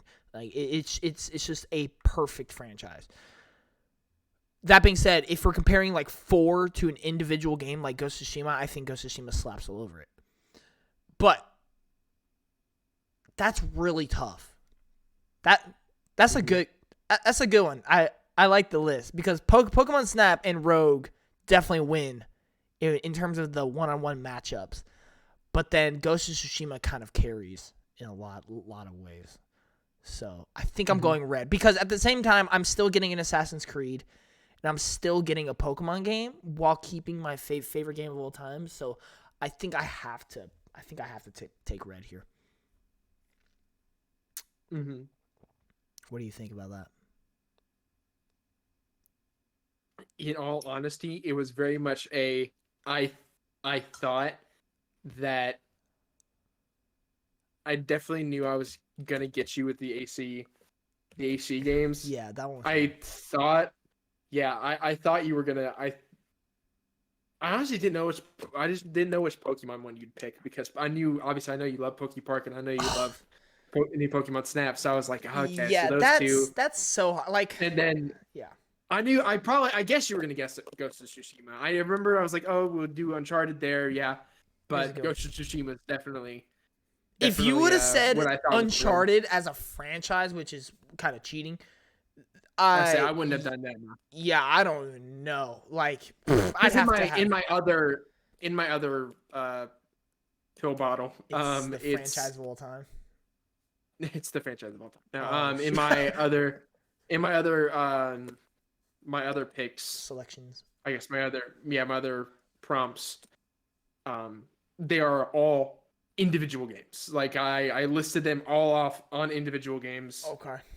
No franchise or anything, but yeah. Okay. Now it's time for my second and final prompt for you. Yes. I really hope this one stumps you for a little while because I tried really hard. All of these games are in your top 20. Okay. All right. How many on each side? 5. Oh, no. All right. On the red pill. Okay. Bloodborne. Oh, no. Assassin's Creed Valhalla. No. Tears of the Kingdom. Red Dead Redemption 2. Immortals Phoenix Rising. Versus. On the blue side. Elden Ring. God of War Ragnarok. Ghost of Tsushima. Control and FF7 Remake. Oh my god. I'm going to go ahead and say this now. Uh-oh. It's definitely red pill. What? However, it is definitely red pill. Really? It is definitely red pill. And wow. I do not think it's really it only comes down to the Soulsborne games. Everything else was like AC Valhalla is definitely one, and like AC RDR2 and Immortals Phoenix Rising are like, oh my gosh, fantastic. All these are fantastic single player experiences. Stuff that like Bloodborne has shaped my love of like eldritch horror. AC Valhalla, I can never talk enough about Eivor. I love Eivor as a character. Tears of the Kingdom, I think is the weakest one on here because as we've stated before, I've burnt myself out on that game. So you're still choosing that list though? Yes. Wow. Red Dead Redemption 2, Wonderful gameplay. Arthur Morgan's one of my favorite characters. I could play that game for hours. And then Immortal Phoenix Rising, it's two of my favorite things.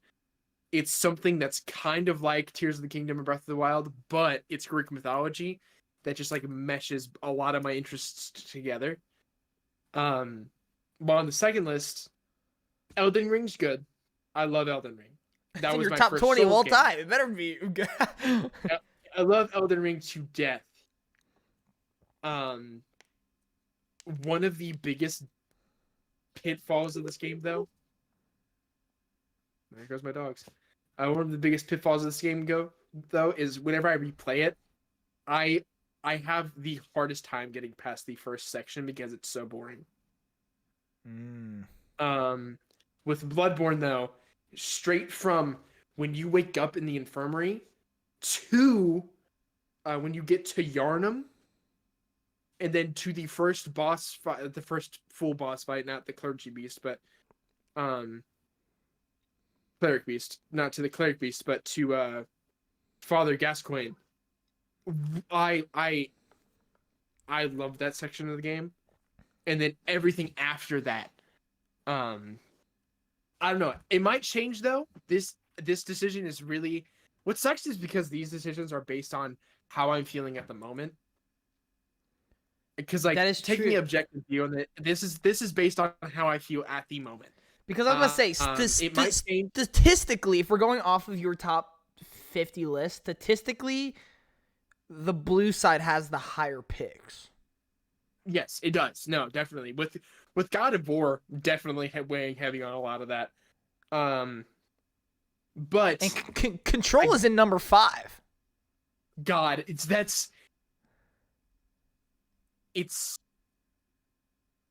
I don't know if Control would have been on this side on red in place of Tears of the Kingdom, easy wipe. All right. Oh yeah, for easy wipe. For sure. But yeah, because God of War, yeah, good game, and because the other games were, because you have Elden Ring, God of War, which is at number Ghost of Tsushima. 7 on your list. Yeah, And then FF7 remake, which is at 8. Pains me, but yeah. Wow. And then Ragnarok is number 4 on your list. Yep, it is.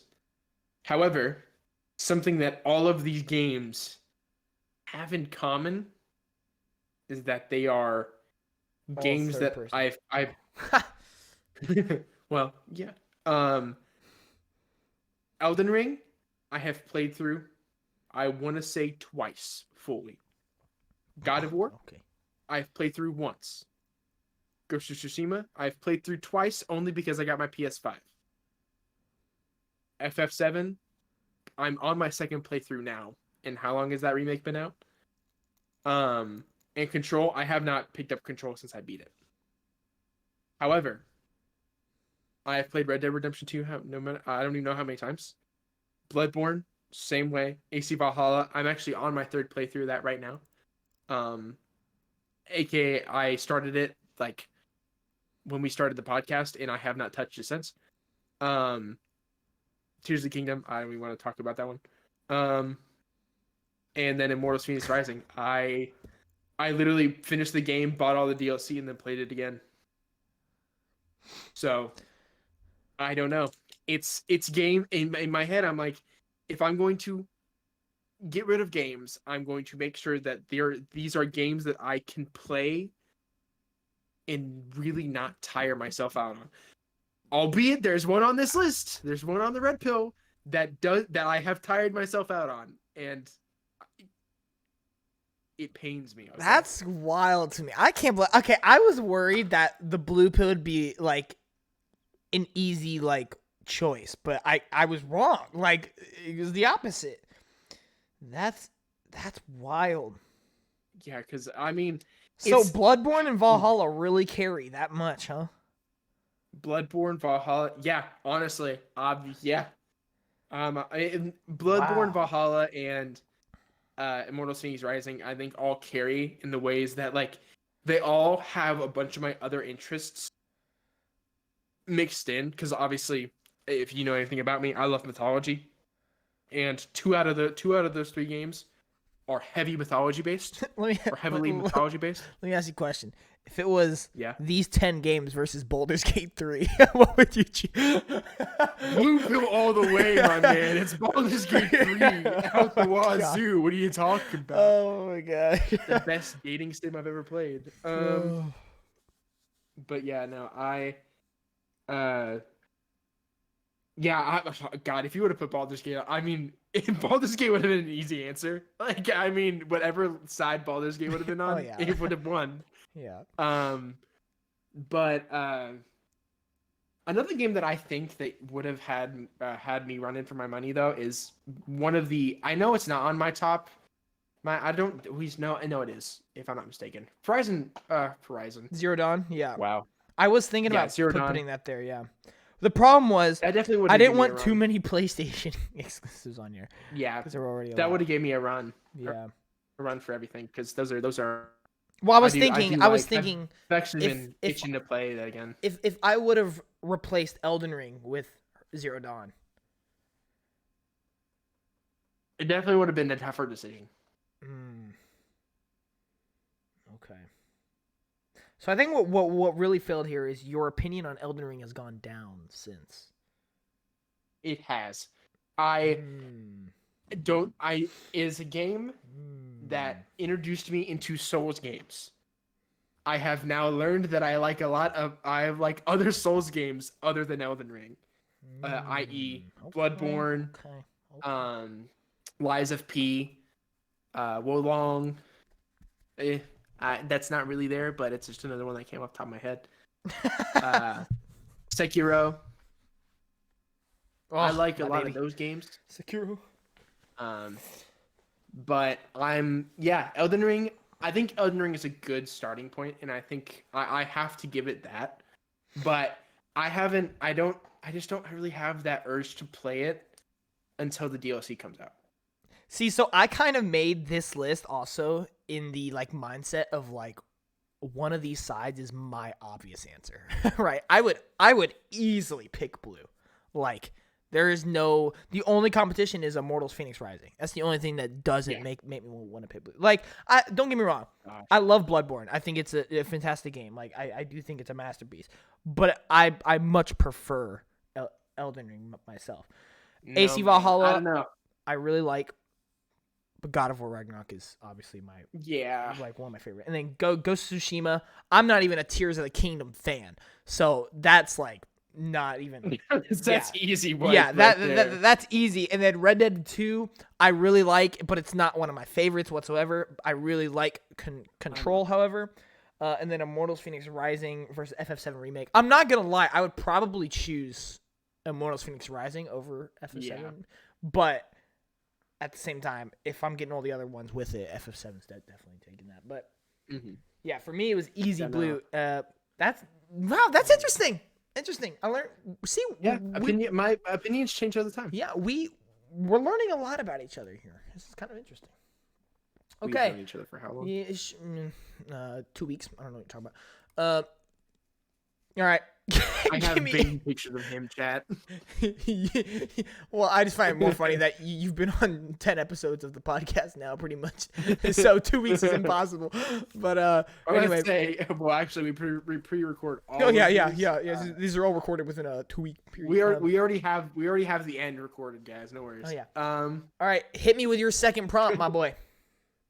I don't think I'm second ready. prompt. I don't think I'm ready. It's another 3.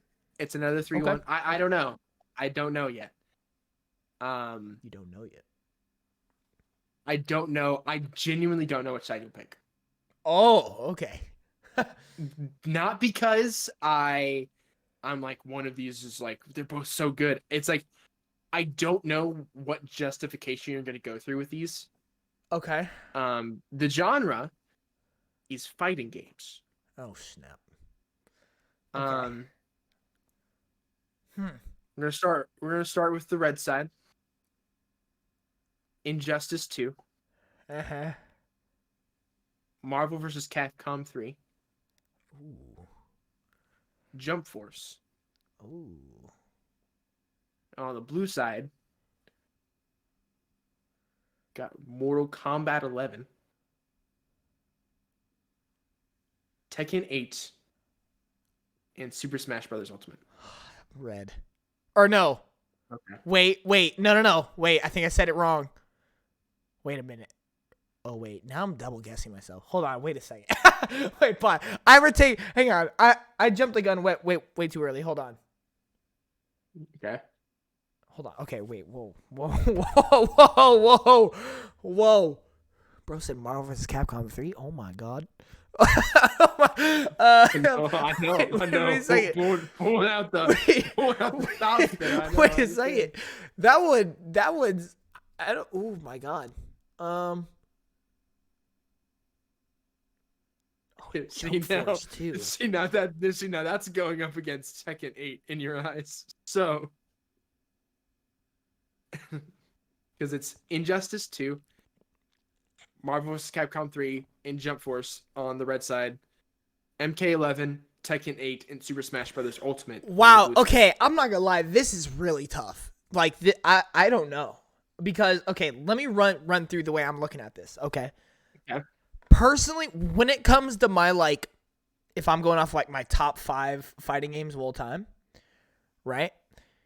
You have 4 of the top 4, you have 4 of the top 4.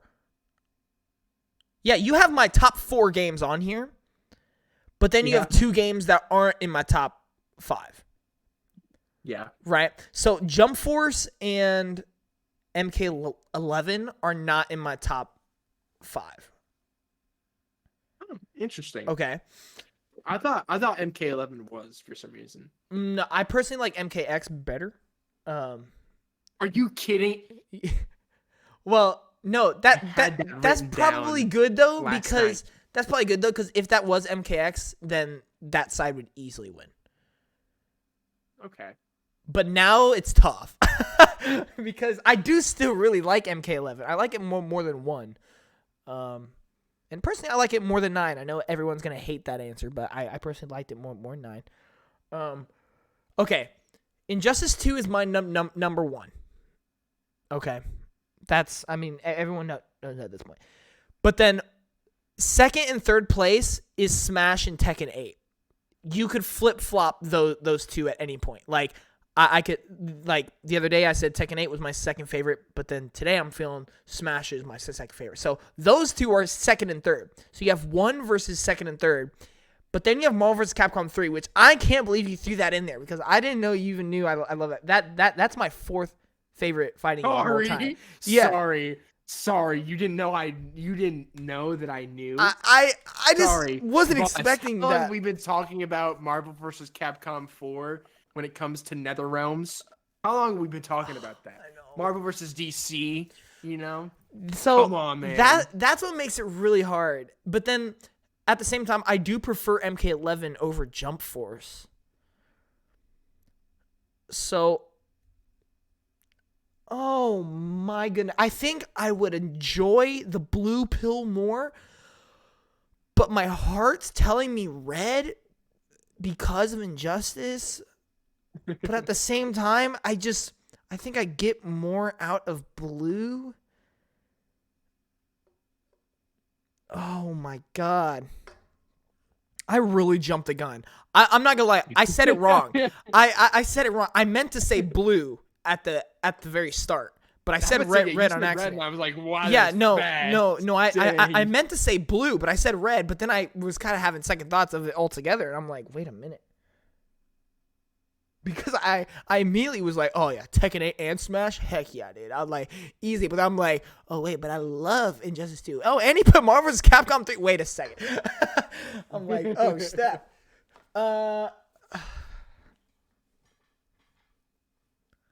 Jeez. Oh my God. Okay, hang on. I need to enter a new mindset when thinking about it. Hold on. Okay. If I had to delete a game from if I had to delete the games from existence.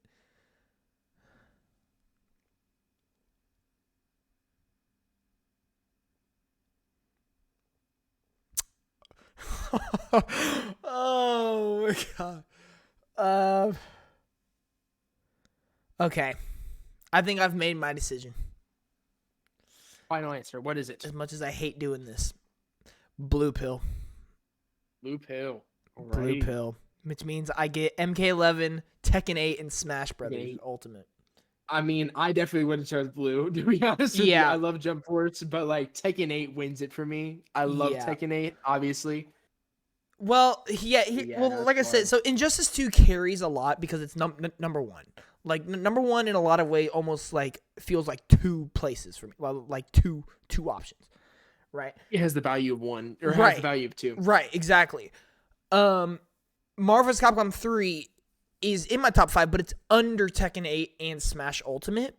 And then I love Jump Force. It's probably my top 10 fighting games, but I don't know. It's not a real draw to the red side for me. Same thing with MK11.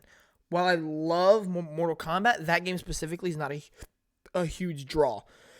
But Tekken 8 and Smash bring me so much value, I feel like, out of that side, that I would also be getting a Mortal Kombat that I love. But the mindset that really sealed the deal for me is whatever pill I pick, the other ones basically get erased from existence. I don't know I can do that with Smash. Because Smash is low-key one of the greatest games ever made. Like, I mean, Smash is a once-in-a-lifetime thing.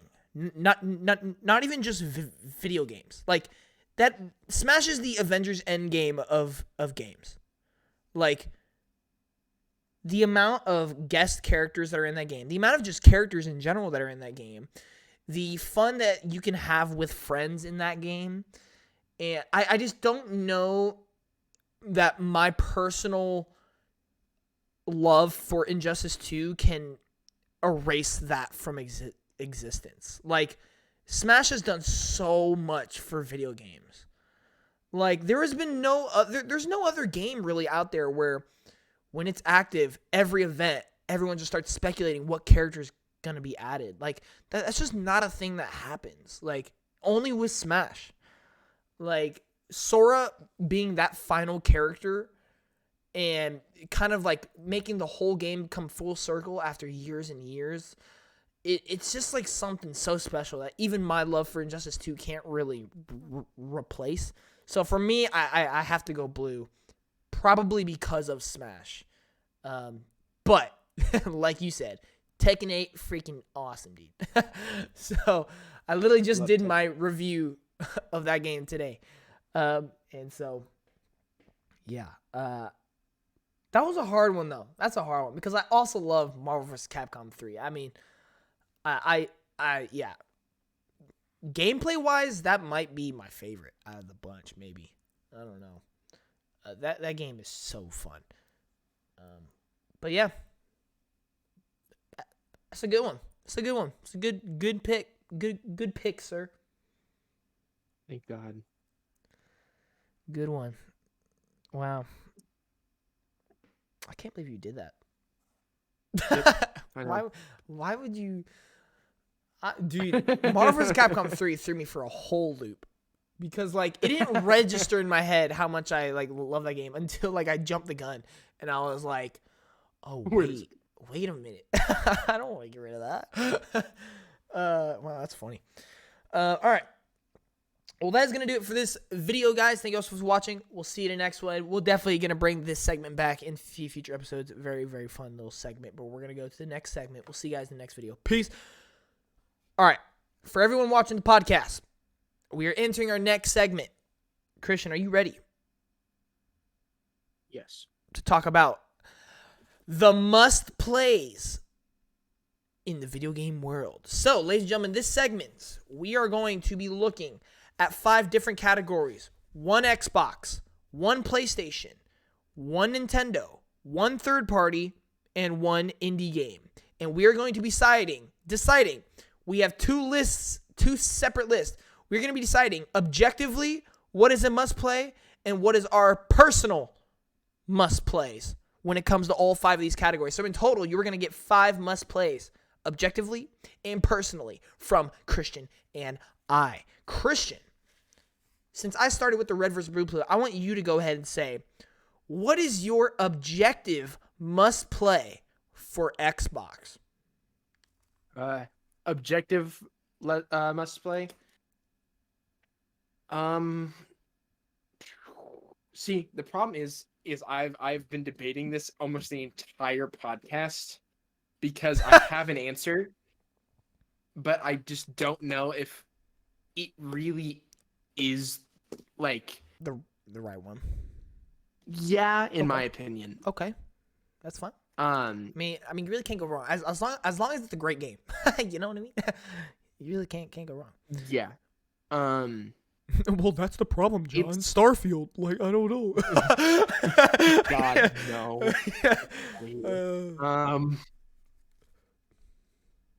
So Halo Infinite. No, it's not. It's I think a must play when it comes to Xbox games. Like Is- if you just bought an Xbox Series X today and they're like, man, what game should I play? If you were to recommend an Xbox game, this is the must play. Like this is the game you have to play if you own an Xbox. What is it? Halo, the Master Chief Collection. Oh, good pick. I like that. I like that. Because I do not know if it's on there now because it was not on there whenever I originally got my Xbox One. But my biggest thing was I do not know if I wanted to say Halo Reach. Full on. It is in the Master Chief Collection, I do believe. Yes. I think so. I'm pretty positive it is. It is not. Yeah. Okay. That's a really good pick. It originally went up. It was originally only up to Halo 4. Whenever back in my day, back when I first got my Xbox One and I was just playing Halo by myself, it was Halo Combat Evolved all the way to Halo 4. So yes, okay. but first objective game is Master Chief Collection. Interesting. Okay, so I challenged myself a little bit more. I went with either last gen or current gen. So PS4 to Series or Xbox One to, Series or what? Yeah. That was definitely or PS4 to PS5. Sorry. go. And then I went. Confusing me, dog. I went just Nintendo Switch. And then same thing for third party, PS4, PS5, Xbox One, Series X, and same thing with indie. But you do not have to do that. I just challenged myself with that own personal thing. But my objective Xbox game it's funny because mine's Halo Infinite. so there you go. You really get all the Halos with us. So if you're listening to us, Christian and John, we recommend Halo. I mean, that one game. Come on. What's it called? I with the guns. It's Halo Infinite. Pew pew pew. All right, all right. Apart from Halo Infinite, what other games do you have? What's the one? Halo Infinite. Oh my gosh, absolutely love it. Like, look, I think this is just a testament of Halo is so known for being Xbox. I mean, Xbox is basically nothing without Halo. Let's be honest. Like, Xbox is so iconic for just their first-person shooters, honestly. And Halo was like the godfather of all those in a way. I mean, it was one of the first console first-person shooters to ever exist. And it's just so great. And the fact that you said Master Chief Collection, that didn't even come to my mind, but that is a great pick because you're getting, like, pretty much the best games in the Halo franchise remastered on current consoles. Whereas I went with Halo Infinite, which is the most recent, which is also really great. The reason I think Halo is such a great pick, and we're gonna talk about all these games to inform you guys. This is kind of an informative little game we're having here. In that Halo Infinite not only has a great single player story that I think everyone should play. I think it's just a solid. It's not too long. It's not too short. It's a really solid single player story. It uses modern technologies, and it has a great multiplayer that now has evolved into something really, really great. I know when it first launched, it had a lot of content issues and stuff like that, But really, right now, Halo Infinite is in a fantastic spot. If only there was like a DLC or expansion to add to that story, Halo Infinite would low-key be one of the best games this generation, in my opinion. Just because I feel like Halo Infinite does offer everything you want out of a game right now. Multiplayer, which we hardly get that in games anymore. A really nice multiplayer alongside a single-player campaign. Something we really just don't get that often, and I feel like Halo Infinite does do that. Whereas you did Master Chief Collection, which we already know all those Halos are just freaking fantastic. So you're really getting the best of all worlds here with both of our picks. So I really like that. I think we kind of crushed that. That was a good pick. I was not expecting that. Do you have anything else to add about that? Do you have anything else to add to that? I'm glad that you thought it was good. I do have an honorable mention for this one. Because same thing, I kind of had the mindset. If I just bought an Xbox Series X today, if I wanted to try this game, if I wanted to be like, yeah, what is the first game I should play this next gen piece of hardware, or if this is your first next gen console, if you had Xbox One, you don't have a PS5, if you bought a next gen console, what should you play? I do think Forza Horizon 5 is a good pick, just because of how impressive that game is. Not only is it really fun, but that is debatably the best graphics you're going to get on a game on your Series X. And I do feel like I do feel like Forza Horizon 5 is a must play on your Xbox Series X, whether you like racing or not. Christian can even attest to this statement. Facts. It is a game that you should definitely play, just because of how impressive it is.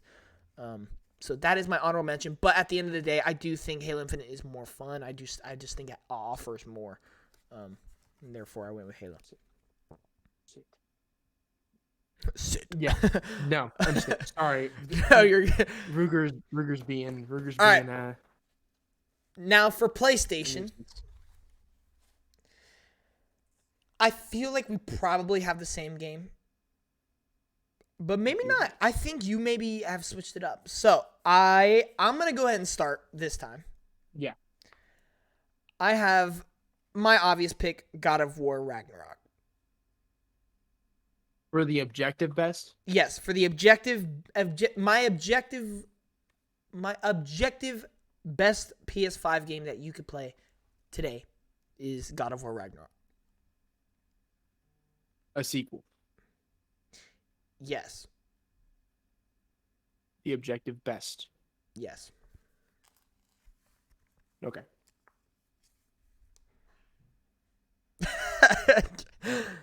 Look. It's just the best, dude. Did you think that through? Yes. Why? Am I missing a game or something? No, I was just that. I just, in my head, I guess I was picturing objective differently. Okay. That's why. So how? Okay. Like, say your pick and let's discuss this. It's Ghost of Tsushima. It's okay. Ghost of Tsushima. Okay. Because I guess if I'm gonna go objective best game, it is the best experience overall. I in my head when it came to objective, I was like, I'm going to cast away anything that like isn't a whole experience. Because for God of War Ragnarok, you should play the first game. Okay, I see. Okay, I see where you're coming from. And that's why I was like, Master Chief Collection, even if it doesn't include Halo Reach, even then, Halo Reach is its own contained story. Same thing with Master Chief Collection. It's Combat Evolved to Halo 4, which is the Master Chief Collection. It's his whole story. So that's why I was like, if we're gonna go definitive objective best experience when it comes to gaming, like the game you should pick up if you wanna have fun, I was like, Ghost of Tsushima has it all. It's great combat, great story, great voice acting. You could sink hours into exploring that island. Yeah. Okay. It's got a nice multiplayer, stuff like that. I That's where see. I was coming from, but I Okay. definitely could see why you're doing God of War Ragnarok. Okay, well then, as an alternative, I'll say 2018 God of War, because I do think, I mean, take away Ragnarok, 2018 is still like one of the Yeah, best PlayStation games. But I do think God of War Ragnarok is better, so I'm just gonna go ahead and keep that. you can keep God of War Ragnarok. I guess No, I like the I way you was think, like and a sequel. yeah, that does make sense. Um, I do still think like, I mean, yeah, Ghost of Tsushima is a great answer. I mean, it's my favorite game of all time. I mean, I should know, but like, um, yeah, for me, God of War Ragnarok, it really like, I would also say it's just one of the best experiences. Period. Like in terms of cinematography, in terms of story, in terms of gameplay, in terms of music, in terms of characters, in terms of the different areas that you can explore. It really just has it all. And to me, that is the purest DNA of what a PlayStation game is God of War. Like Ghost of Tsushima is clearly a PlayStation game, and I do think it takes a lot of inspiration from things like Horizon, from things like, um, I mean, even God of War, honestly. Just it takes a lot of inspiration from a lot of things, but I do think God of War, specifically 2018, I guess, kind of like once that game came out, PlayStation was kind of known for a specific type of game. And anytime a game comes out for PlayStation, it's kind of compared to God of War now, because I feel like that is the mainstream PlayStation franchise. Uh, but at the same time, I do think, you know, Ghost of Tsushima, it does give you something you don't get in a lot of other places, is a historical journey, like with a character. It's just, I don't know, it's so unique. But I do think both answers are very valid. I think both answers are very great. And I do see where you're coming from with the sequel. But I don't think, I think you can get by that personally with Ragnarok. It would definitely help to play the first one. Um, I don't think you would need to, but I do think it would help for sure. But yeah, all right, good stuff. All right, now this one is gonna be interesting. I think I know what you're gonna choose. Let's talk about our Nintendo must play, objective Nintendo must play. I'm gonna let you go ahead and say yours first. My objective Nintendo must play is Yep. Mario Odyssey. Wow, that's mine as well. Mario Odyssey. So there you I guys. So there you guys go. I think that's yeah. I think that's just if if I'm gonna be like, hey, play a Nintendo game, like a Yeah. game that like I can give anybody, and they're like, yeah, this is a Nintendo game right here. I'm like, it's Mario Odyssey. Yeah. It's Completely agree. got Mario, which is the mascot of Nintendo. Like that. It's his whole shtick. Yep. Along with the fact that uh like it's different than any other Mario game Yeah. I personally in think it's a more. multitude of ways. I think it's the most creative Mario game out there. Yes, for certain, for certain. No, But yeah, I no, like what you're saying. yeah. Um, Mhm. yeah, for me, it's like, yeah, I mean, you nailed it on the head. If you have a Nintendo Switch, this is, in my opinion, out of every game that's released on the Switch, this is the epitome of a Nintendo game. It's just fun beyond belief. It is polished beyond belief. It is full of content beyond belief. It is creative beyond belief. It's just Nintendo beyond belief. I mean, like, and that's the thing. This is my objective. Like, this is our objective list. And to me, I personally do think not only is this the best game on the Switch, I think this is the best Mario game.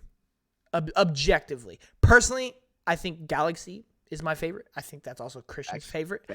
But I think when you look at this from a critical assessment and look at the creativeness behind the level design, behind the abilities, behind the content behind the polish behind the technology. It's really hard outside of nostalgia. It's really hard to say Galaxy is a better experience than Odyssey, just because of time and because of what they were able to do.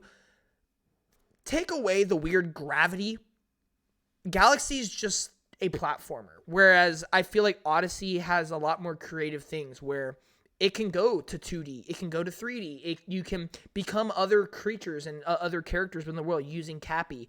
It has probably one of the better Mario stories in a Mario game. It has one of the best soundtracks out of any Mario game. It's just loved, and not only that, but it is like the highest rated Mario game of all time.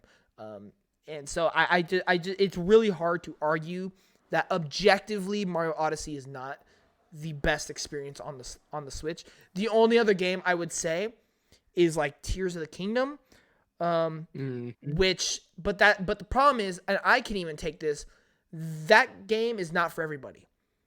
While I think it's an amazing game, that game is not for everybody. But whereas if you gave somebody Mario Odyssey, I can't imagine you don't like the game.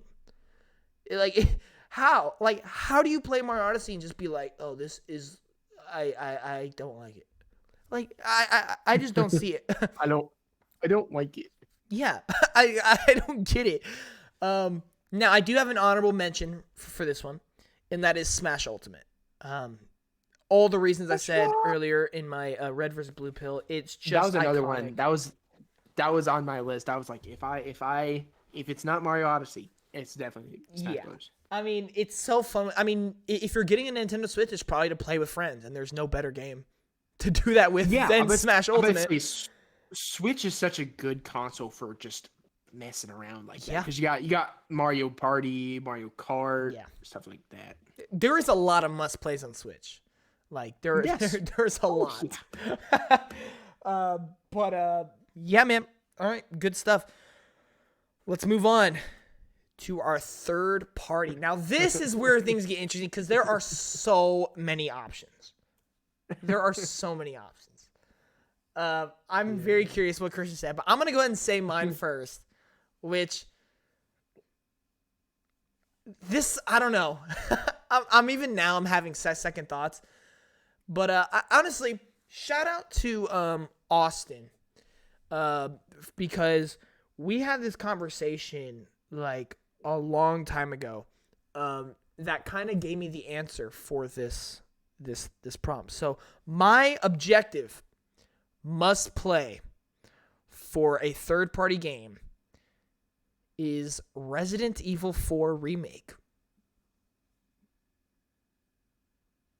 Definitely not what I have. All right, go ahead and say yours, and then we'll debate. You already know.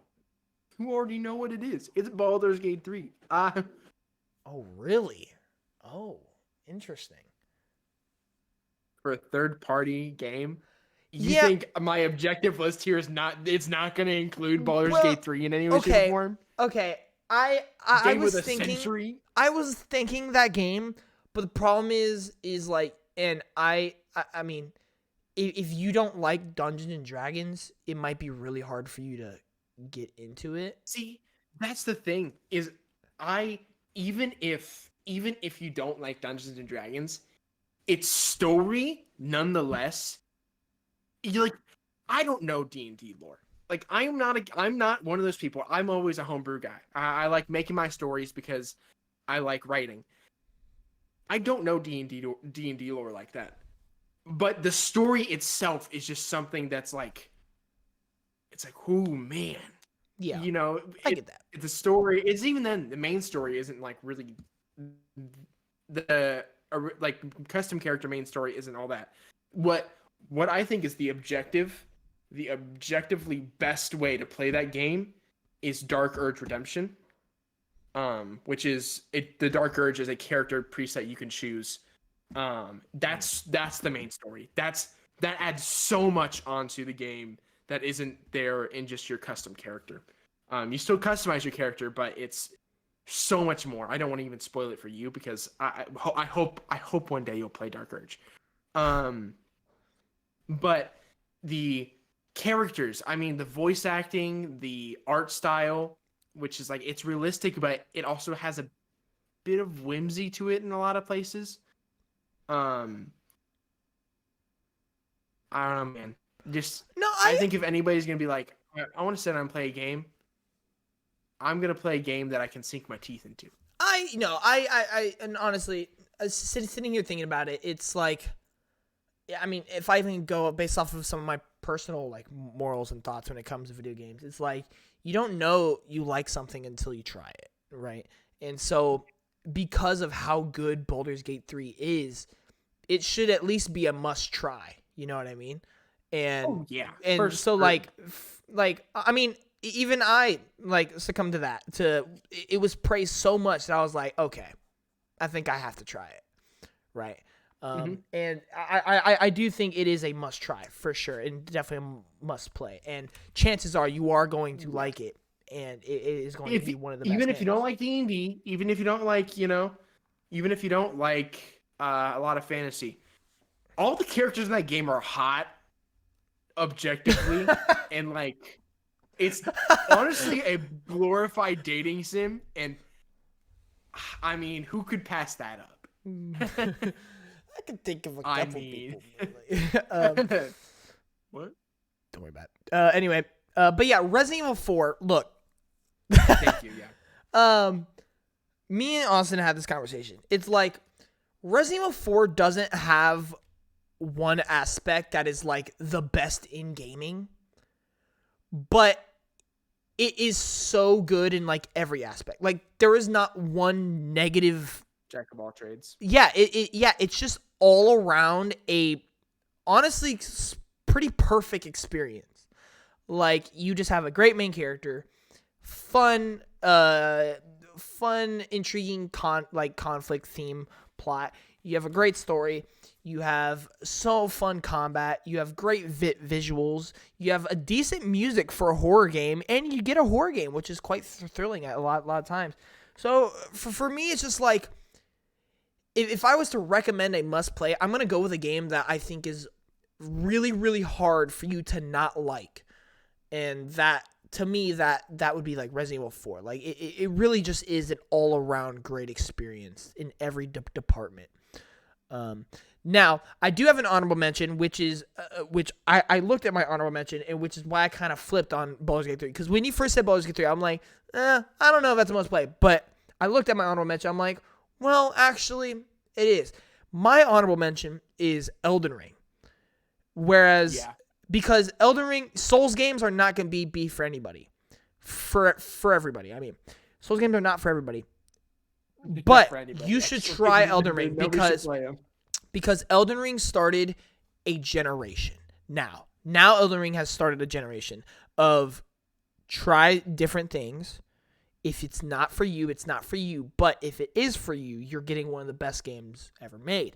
Even Christian was saying it earlier in the podcast, is that it was a perfect entry point for Souls games. It was a amazing first impression of a Souls game. At this moment, it's their magnum opus when it comes to Souls games. Like it is taken everything that they have learned from making these games and is like, hey, we can build upon this tenfold. Right. Like it's We'll continue. But no, I mean that's pretty much why I would also recommend Elden Ring. I'm not gonna lie, going into this, I had Elden Ring at my actual spot, and my honorable mention was Resident Evil 4, but I flipped that on the spot. But both all three of those games I think are really great picks. All right, let's go to our objectively best. And another honorable mention for me would probably be any of the Sims games. I think any of the Sims games. Oh, that's a good pick. I like that. I like that. Like Sims 4, I definitely think people could get into that. I know a lot of people who don't play video games that play Sims 4. Like, it's kind of crazy how many people's entry point is that game. Fortnite? Question mark? Honestly? It's not a bad pick. We're not ready to... a bad pick, and a lot of people aren't ready to have that conversation. For real. All right, go ahead and give me your best. Or wait, no, am I first? No, Yeah, you're it's first. me. You're It's first. me now. What is your objectively best must-play indie game? Uh, it's a tie. Oh boy. There are two games. Oh boy. Uh-oh. The Outer Wilds Oh, that's a good one. That's a good one. and Firewatch. That's Two of also the a good. indie games Okay. that I think are barely require knowledge how to play Okay. video games. Okay. Well, I'm glad you're here. I'm sorry. I'm glad you're here because my two because I have Hollow Knight and my honorable mention is Hades. So complete opposite of your you need skill, you need patience, you need a full on seatbelt when playing those two games. compared to your two. Oh, that's great. Oh, that's funny. Yeah. No, I chose those games because I think those games are some of the reasons why I fell in love with gaming as much as I have. Because Facts. their stories are just so. The Outer Wilds story genuinely changed me as a person. Honestly, Like, I didn't even think about Outer Wilds. I would low key make that my answer. I think that Yeah. is a really good answer. I mean, I still remember the day I was like, I'm gonna download this. I'm gonna play it. Because that's whenever we started Night Nation. So I recorded a couple episodes. Yeah, I Um, remember. and then obviously never uploaded them. But I went through and played all that entire game. And like, it was just me. I think it was during quarantine. I think it was me in my room by myself, Well, that's how you know it lights hit. off, and I sat there and played that. Genuinely, I mean, it's just an experience. It may not be the best Yeah. graphically. Like I think there are some moments where it kind of lacks, but it is almost based solely on exploration. That one, Outer Wilds, requires a bit more of know-how, like flying the spaceship. Mhm. It's easier than Starfield or something like that, but Well, yeah, because you have to go it's through like definitely loading screens. yeah. Don't get me started. But it's definitely a game that I'm like, hey, somebody that comes up like, hey, what's a good indie game that you think everybody should like experience once? I'm like, it's Outer Wilds. And then I was like, well, but what if somebody who's never played video games was like, hey, I don't want to play one of those big video games. I don't want to play no GTA 5 or Elden Ring. um Yeah. Elden Ring or anything. I was like, okay, well then, what about a visual novel almost? And that was Firewatch. I still remember. I remember watching. I remember watching Jacksepticeye play that game for the first time, and then I played that game like I think 5-6 years later. I honestly don't remember whenever Firewatch came out. Yeah. It's a long time ago. A long time ago. But that video game, it's when did it come out? It came out I want to say like 2015. 2016. Oh, I was close. Yeah, 2016. Yeah, but no. I remember I watched Jacksepticeye play that, and then I also did. I mean, I bought it on Steam a while after. I mean, still like in high school at that point. I think it was junior year, senior year, and then I was like, yeah, no, it's definitely a playthrough. I definitely think anybody looking for a good game. I won't say what kind of game it is, but it's a good game. Great game, even. Yeah, I That's actually my really pick. love your Outer Wilds pick. That's a Mhm. really really good pick. I picked Hollow Knight It's and Hades. yeah. I mean those are probably the two well known, like the best well known games. And for good reason. They have some of the best gameplay that an indie game can have. They have amazing art styles, amazing music. I will say I think both of our answers are like on the money. It's just your types of games are like casual gamers, where like mine is like the hardcore gamers, and I think both are super valid. I mean, gaming's for everyone. Doesn't Yeah, matter. for real. I personally picked Hollow Knight as my actual pick just because um, I personally like Hollow Knight more than Hades. That's pretty much what I went there. But I also think, the whole Metroidvania thing. I don't know. I think it being a 2D platformer and it having like a more simple, even though it's not simple, it's in my opinion, it's easier to digest than Hades. I think personally, I don't know. It really can be up to debate which one should be here, but I personally went with Hollow Knight. Um, but I think Hades is just as good, if not better. Um, so yeah. All right.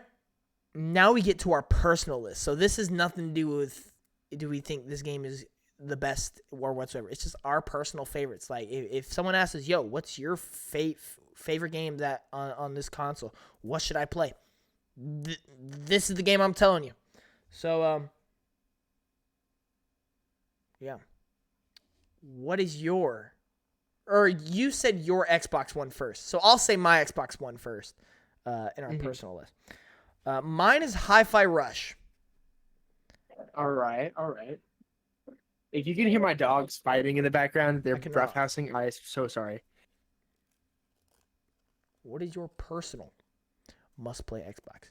Now, this doesn't have to be like if you look at your top 50 and this Xbox game is above the other one, you have to pick the one above. No, like it's just a personal, like I think this is a more must-play than this, right? Because like I'm gonna tell you right now, is there's like there is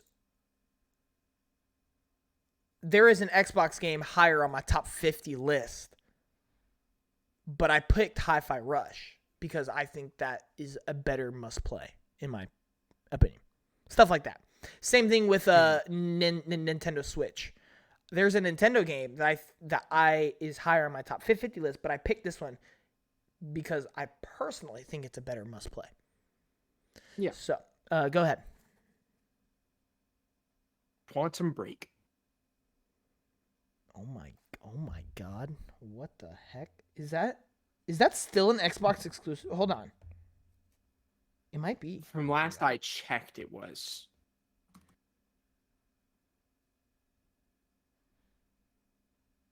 You're so right.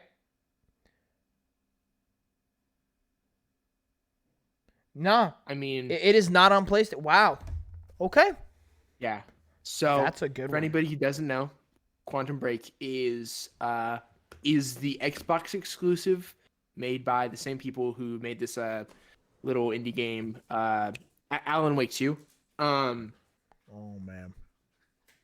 They are the same people that made that. Same people that made one of my favorite games of all time. Obviously, we talked about it in the red and blue pill section. Control. Actually, fun fact: the main actress who mocaps Jessie in Control is actually in this game as well.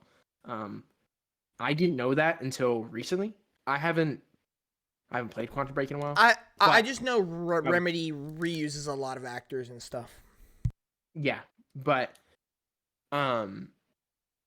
yes. So I think if you're gonna go on Xbox and you're like, hey, I want to play an Xbox Game Pass. I want Game Pass. I got Xbox Game Pass.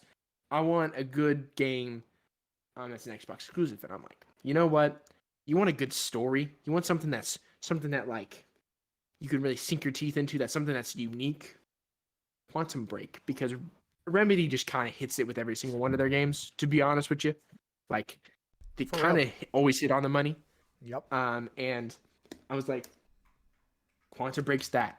I think Quantum Break is if you want a game that's like, I don't know if I'm gonna like Alan Wake 2. I don't know if I'm gonna like Control. Like, try Quantum Break first. Dip your feet into like the experience, and then you're like, oh, I like Quantum Break. Then you're like, oh, well, then here have Alan Wake and Alan Wake 2, and then here have Control. That is also why I went with Hi-Fi Rush. Is the fact that it's just unique and it's something different, and it's something that like if I was to like just show someone a new game, right? Like I wouldn't go tell him, oh yeah, go play Gears of War 5 because you know Gears of War, right? No, I'd be like, yo, you want something like super cool that is just super unique and different. Like play Hi-Fi Rush because I love that game. I think you'll love it, and I think like I said, the art style, the music, just the type of game it is, the combat, the story. It's just such a simple but so effective game. That I just it's so hard for me not to recommend it to anybody. Now my personal favorite Xbox game of all time is Gears of War 4. But I don't know if I would instantly recommend that game to some random person. You know what I mean? Like, Yeah. would I recommend like Gears of War 1? Yeah. Maybe. But like It's like me with recommending anime. I do not recommend my favorite anime because my favorite anime are based solely on what I have watched beforehand. Like yeah. my taste has been refined over like the years I've watched it. So I'm not instantly like you should watch One Piece because you know Yeah. 1,000 episodes. Like I understand. Yeah, some games are just Um, tailored for you, you know? Like some exactly. yeah. So giving I like if I'm like, hey, personally, this would probably be the best game, but I have a game that I think you'll like better. Yeah, exactly. Or a Yeah, game that exactly. I think would honestly open you up to a lot more different a lot more genres than probably what you're used to. Right, So yeah, exactly. but yeah, continue. Um Sure. I also think Hi-Fi Rush, with it being like one of Xbox's most recent games, with it being like their first big breakout hit in a long time that was actually considered for game of the year by a lot of people. I just think it'd be a good introduction point for a lot of Xbox players as well. But all right, very good picks. Man, Christian coming in with the heat with some unexpected answers. I like it. I like it a lot. I try.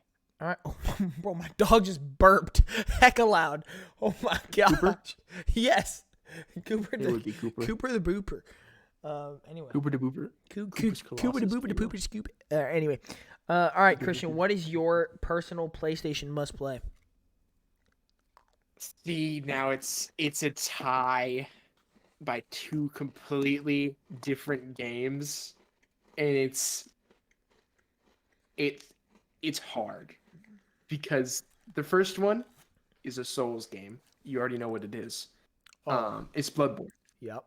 But I honestly, I think it would be Horizon Zero Dawn because I I think that game is not. I don't think a lot of people give it credit for how utterly unique it is because there's not a lot of games that have something like this, like the techno robots or techno Futuristic dinos. prehistoric. Yeah, in the fact that it's technically a post-apocalyptic world. Yep. Like along with Aloy, I think Aloy is just so fun. Anyways, PlayStation she's mascot such a now. cool maker. Literally. Yeah, honestly, man, I respect her, the woman. I love her. What a woman. But I have a poster of her What a right over woman. there. Hey, Aloy. I love Aloy, dude. I love Aloy. But yeah, no, I just think that hey, you know, you could totally play Ghost of Tsushima. You could totally play God of War Ragnarok.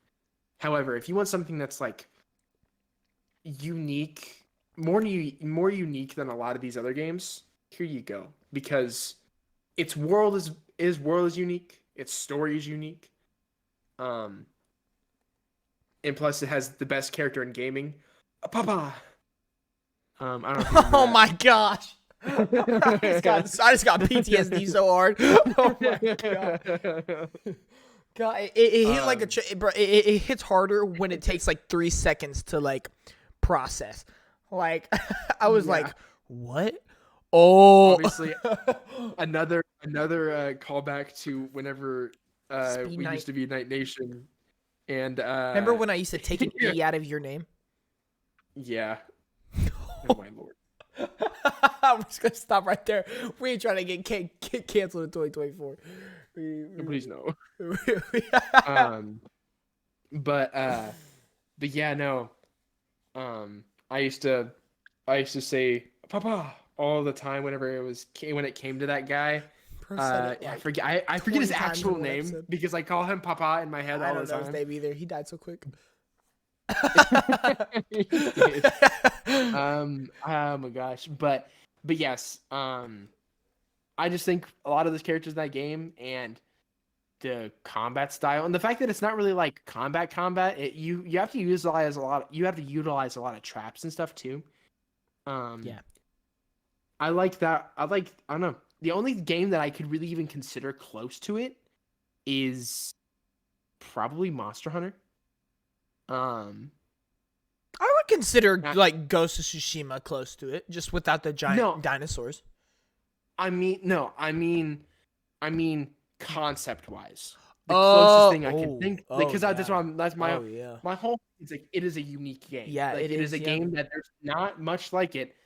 The only thing that I could think that could rival it is Monster Hunter, and even then, that's like yeah, that's just I don't even Monster Hunter is just a yeah. can of No, worms in you all are itself. so right. You are so right. But yeah, no, definitely Bloodborne because I love Bloodborne. But if I'm thinking like, hey, unique game that's not gonna like make you want to die in the first 2 hours, Horizon Zero Dawn. Yeah, that's a good. I like that pick. My pick is Ghost of Tsushima. I mean, but like, and see, this one has a little bit different rule to it because like, I do agree with the whole like personally wanting to recommend things that are different, unique, and while Ghost of Tsushima isn't the most like different or unique thing out there, it is one of just the best experiences you can have in a video game. But the thing is like, again, with the mindset, if someone came up to me and asked, yo, what's a game I should play on PS5? Like, what do you like? How do I not recommend my favorite game of all time? You know what I mean? Mhm.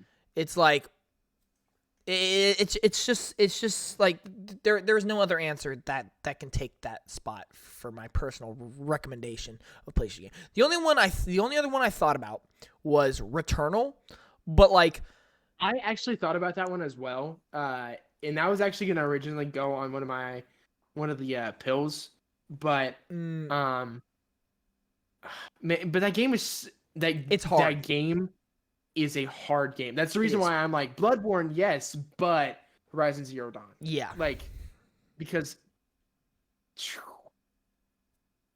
Yep. yeah, you could play the hard games, but you should probably ease yourself into it first. Yeah, for sure. Yeah, 100%. So fun little thing here. All my recommendations for all five of my categories kind of have like their own. Like, if I was to be like, yo, if you want to play a game with like the coolest art style, you should play Hi-Fi Rush. For PlayStation, I'm like, if you want to play a game with the best story, in my opinion, you should play Ghost of Tsushima. Or not story. Sorry, I shouldn't say story. With like the best like main character arc or like themes or like themes. I definitely I can get behind themes. Yeah. God of War Ragnarok and that one also have the best themes out of most PlayStation games. Yeah. So Nintendo. Now this one, okay. I'm very curious what you did, but I'm gonna say mine first because that's the order we're going. Okay, go ahead. This is what I was saying earlier. I have a game that's higher on my list, but I chose this one. I have Metroid Dread. Okay. Metroid Dread is something you cannot get on any other game on the Nintendo Switch because it's like one of the only actual Nintendo games to do anything horror related. When you enter those Emmy zones, you are actually terrified. Like when those robots are chasing you, you are trying to get out of there as fast as possible, and you do not want to see those things. Otherwise, you will cry on the spot and then get eaten because you're too worried about wiping off the tears in your eyes that you can't even escape. but it's also has some of the best boss battles. It has some of the most satisfying combat, some of the most satisfying gameplay. It is one of my favorite genres, Metroidvanias, and it's one of the best looking Switch games, honestly. It's very crisp, runs at a solid 60 frames per second. It is great in handheld mode, great in docked mode. It all around just such a great thing, and what really seals the deal is that it's just so it's just so unique to the Nintendo Switch. Like there really isn't any other game like it on the Switch. Now the other one I was going to say, which is higher on my list, is Mario plus Rabbids Sparks of Hope. But the problem is not everybody likes turn-based combat or Yeah. can really get behind the whole stupid idea of Rabbids and stuff like that. And to be honest, Well, and also, yeah. I was part of that boat. I thought the Rabbids were stupid. I was like, I'm not too big into turn-based combat. I played it. I loved it.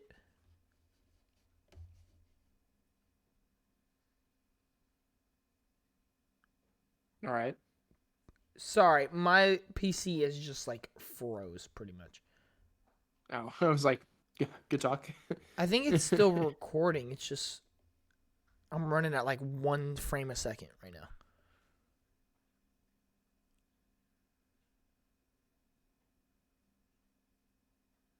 Well, you sound fine. Yeah, I think my PC is running fine. It's just like my like screen froze maybe. I don't know. Go ahead and say what your Nintendo one is. Okay. So this definitely comes from a place of like, yeah, it's Pokemon Omega Ruby Alpha Sapphire. Okay. And I'm not sorry. Because I think I think that game is fantastic. You know, I love it. I think I don't even know how to explain it. Playing it in its native state, which is on the 3DS, is why I chose it. Because you could emulate it. You could. You could play it on a single screen. But playing it, I don't know. I don't know, man. I have so many different reasons. Not because it's a all around the best Nintendo experience, but it's because it's the best 3DS experience, in my opinion. They don't make Pokemon games like they used to. Story wise, Facts. I love Pokemon Omega Ruby Alpha Sapphire did something that I didn't think it could do, and it made me really like the story.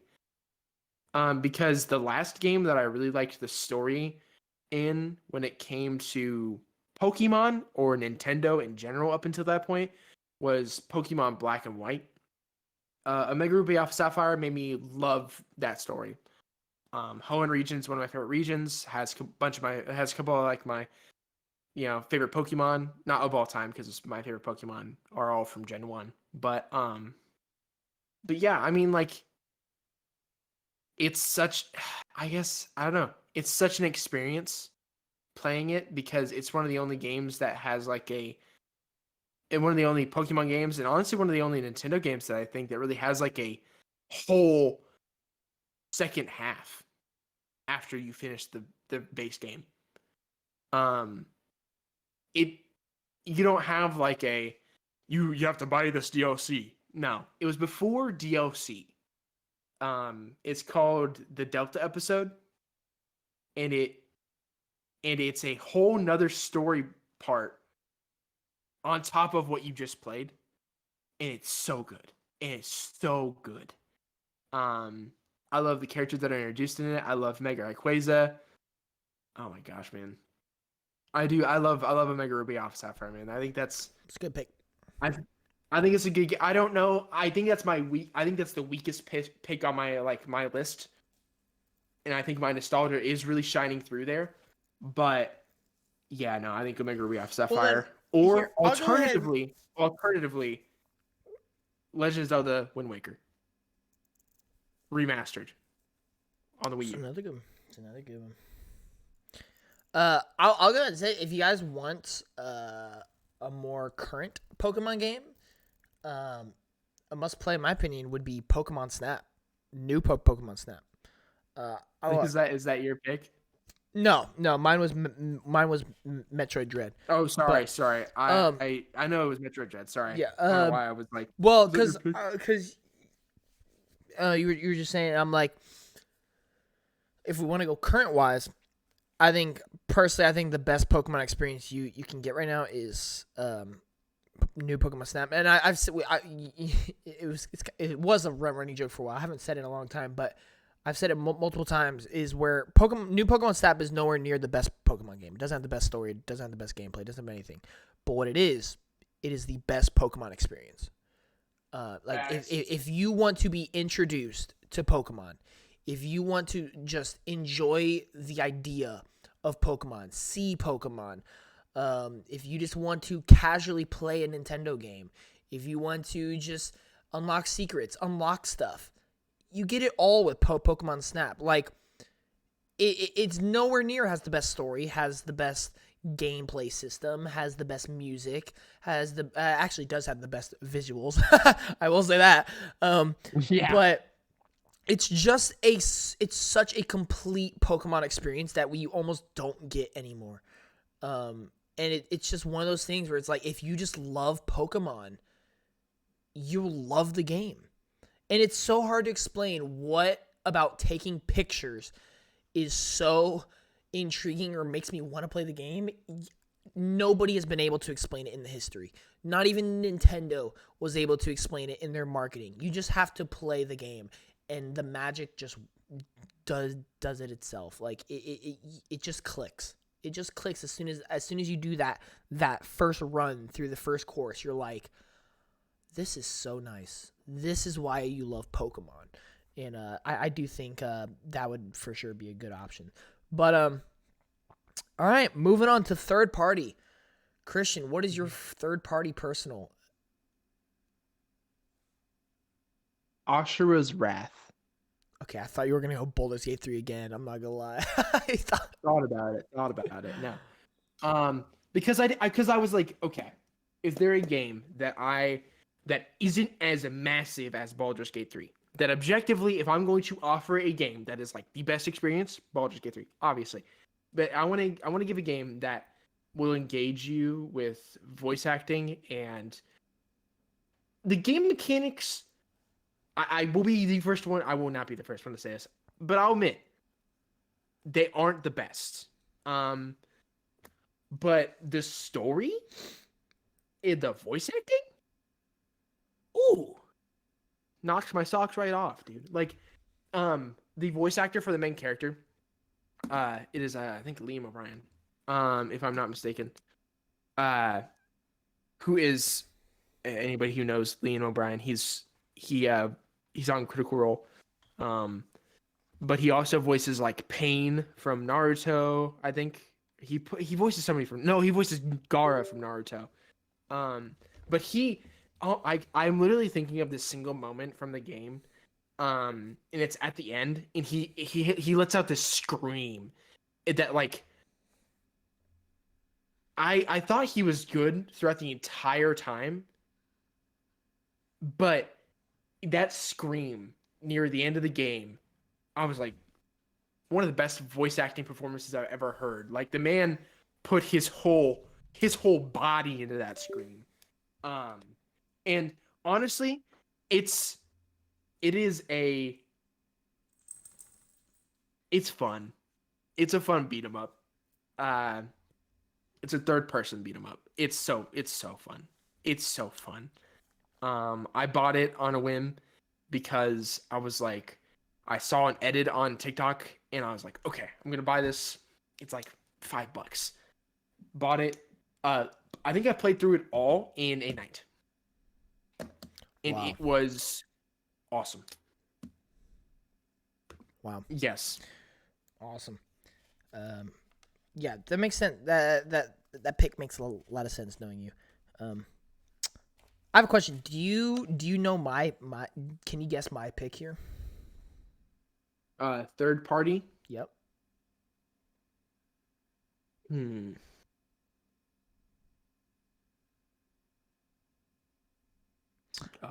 Here, I'll give you a So hint. I was game, talking it's earlier. that one game. That one game with the guns.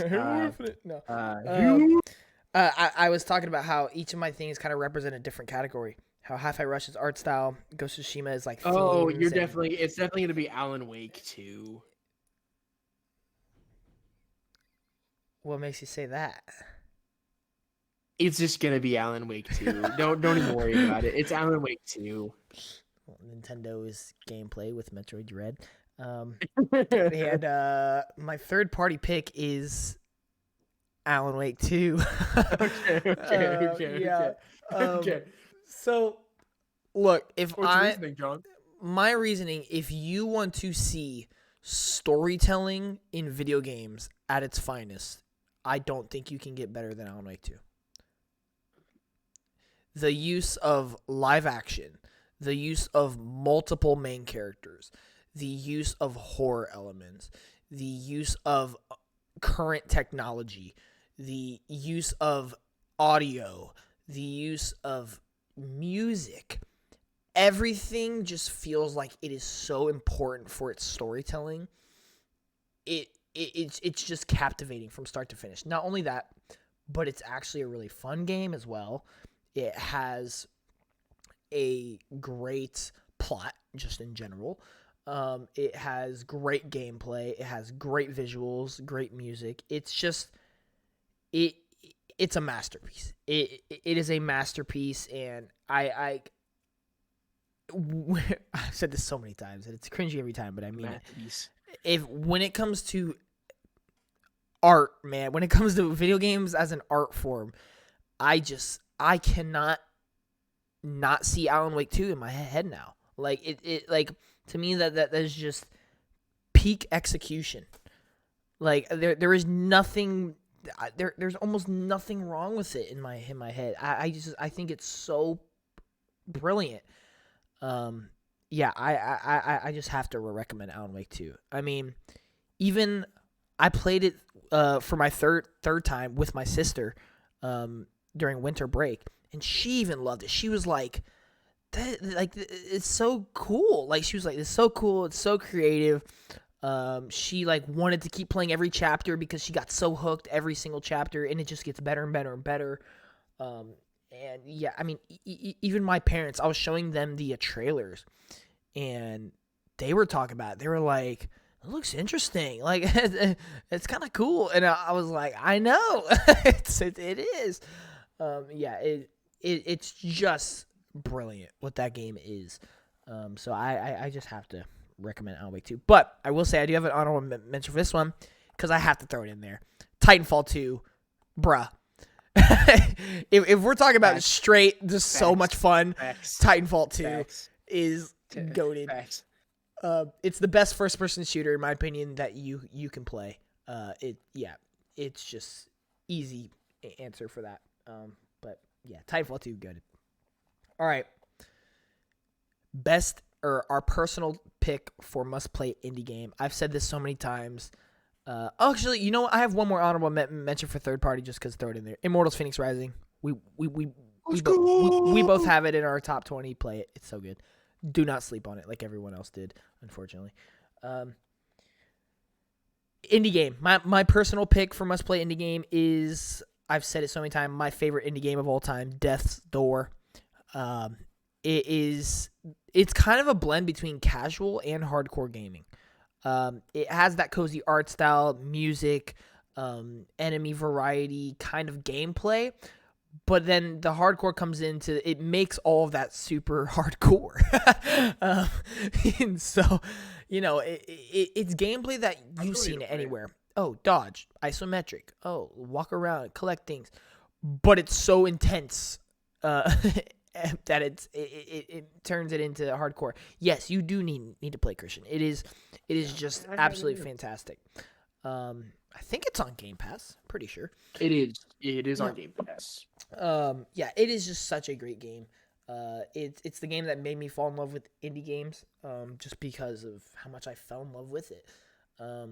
Yeah, it's just a brilliant. It's I love it. Death's Door. Give it a try. It needs all the credit it can get. Facts. What is your pick? Uh, it's another tie. Oh, okay. Two completely different games this time though. Uh, Slime Rancher, Slime Rancher, Slime Rancher. no, because I know for a fact not a lot of people like Slime Yeah, Rancher. that's true. Sifu.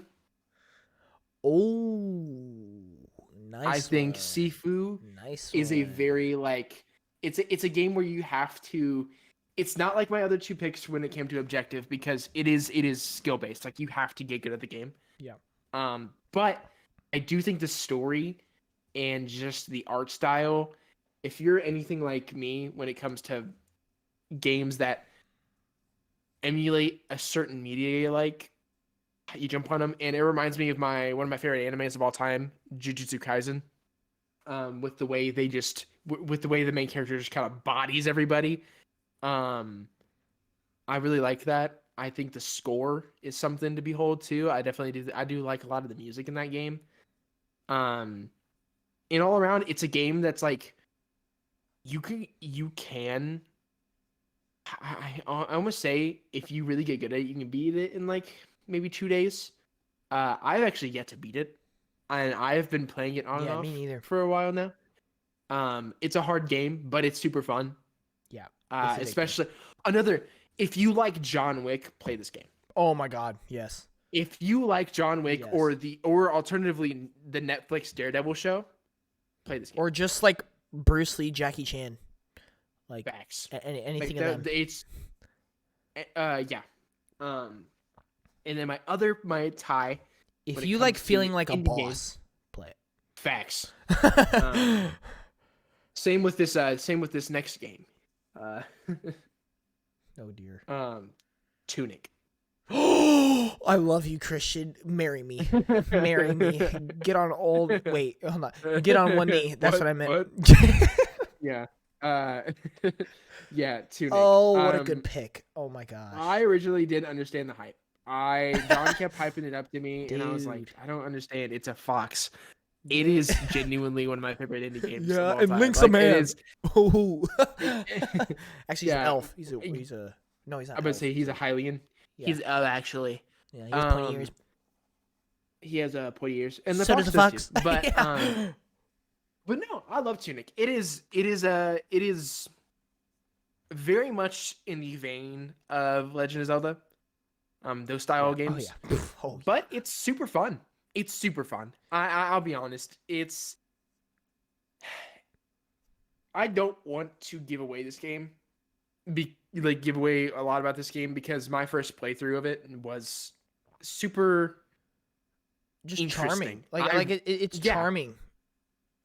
It is. It's as soon as you load in, you're like, yeah, this game's it's something else. It's something Like else. it's just And- a vibe.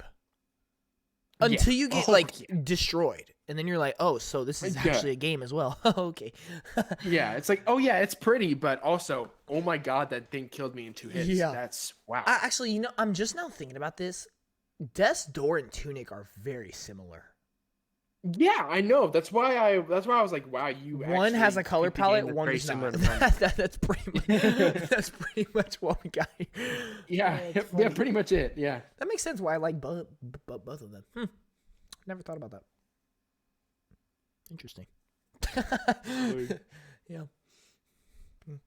Anyway. Yeah, no, those are my. And if you picks. guys like Tunic, going back to Nintendo, Link's Awakening, play it. Anyway. True. Yeah, So true. All right, there are our picks. I will say, hang on, I want to go back to our objective list real quick. There was one that I forgot to mention. Indie, I feel like everybody has to play this at least once because I feel like this is the indie game. Like, this is honestly probably the game that started the whole indie games are good trend. Undertale. So another game that I actually was gonna add onto my subjective list was a trio of games, but they're all part of one game. It's called Faith Batman the Arkham. Unholy Okay. Trinity. Sorry. Faith the Unholy Trinity. Yeah. Such a good game, but it's I've a heard of that. horror game. It's a horror game in the same style of the Oregon Trail, where you play as a priest, and it is, oh my god, I've played it, and when I tell you, it is such a wild ride. It is such a wild ride. It is Okay. like, I would not suggest this to like normal people. It'd be like people who are like fine with horror, fine with some disturbing elements, because it's as soon as you load in, you're like, or not as soon as you load in, as soon as you hit like the end of chapter 1, you're like, wow, this game is crazy. Like, this is game it is worse than the Medium or Alan Wake 2? I almost want to argue yes for one The specific Medium is reason. pretty wild. I want to argue yes for one specific reason. Can we I say do not, those reasons without being canceled? I cannot tell you on podcast, but I will tell you after we're done recording. Okay, perfect. Because when I explain it to you, you're probably gonna have to sit there and process it for a second. Oh dear God, maybe I don't want to. I gotta go to bed. I gotta get to work. You know what I'm saying? Me too. That's actually a fun little thing. I just thought of it. What is a must-play franchise for you? You basically just said one, but for me, it's Uncharted. It's not really a I've franchise. I've said it multiple times. Uncharted, in my opinion, is the most perfect franchise. It's like the video game franchise. Every game in its thing is a masterpiece. Yeah, collectively, it's just unmatched. Probably Slime Rancher. Slime Rancher 1 and 2, great franchise. Oh my God! Did you ever finish 2? I have not finished 2. No. Oh God. Yeah. It's still in early access, so yeah, I can't really? even finish it fully right now. I think so, yeah. I have not looked at it in like a minute, but Yeah, media. last time I played it, yeah, I think it's still in early access. So yeah. But no, yeah, I think that's it for our lists. Yes, sir. Alrighty. Well, that was pretty good. Next week we're gonna do.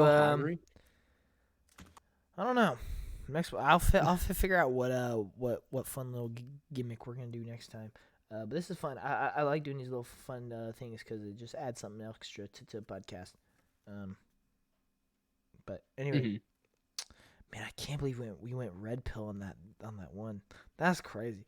Anyway, all right. Thank you all so much for watching. If you enjoyed, definitely leave a like, the comment section down below, and please subscribe. Thank you all for everyone watching the podcast, and yeah, we'll see you next week.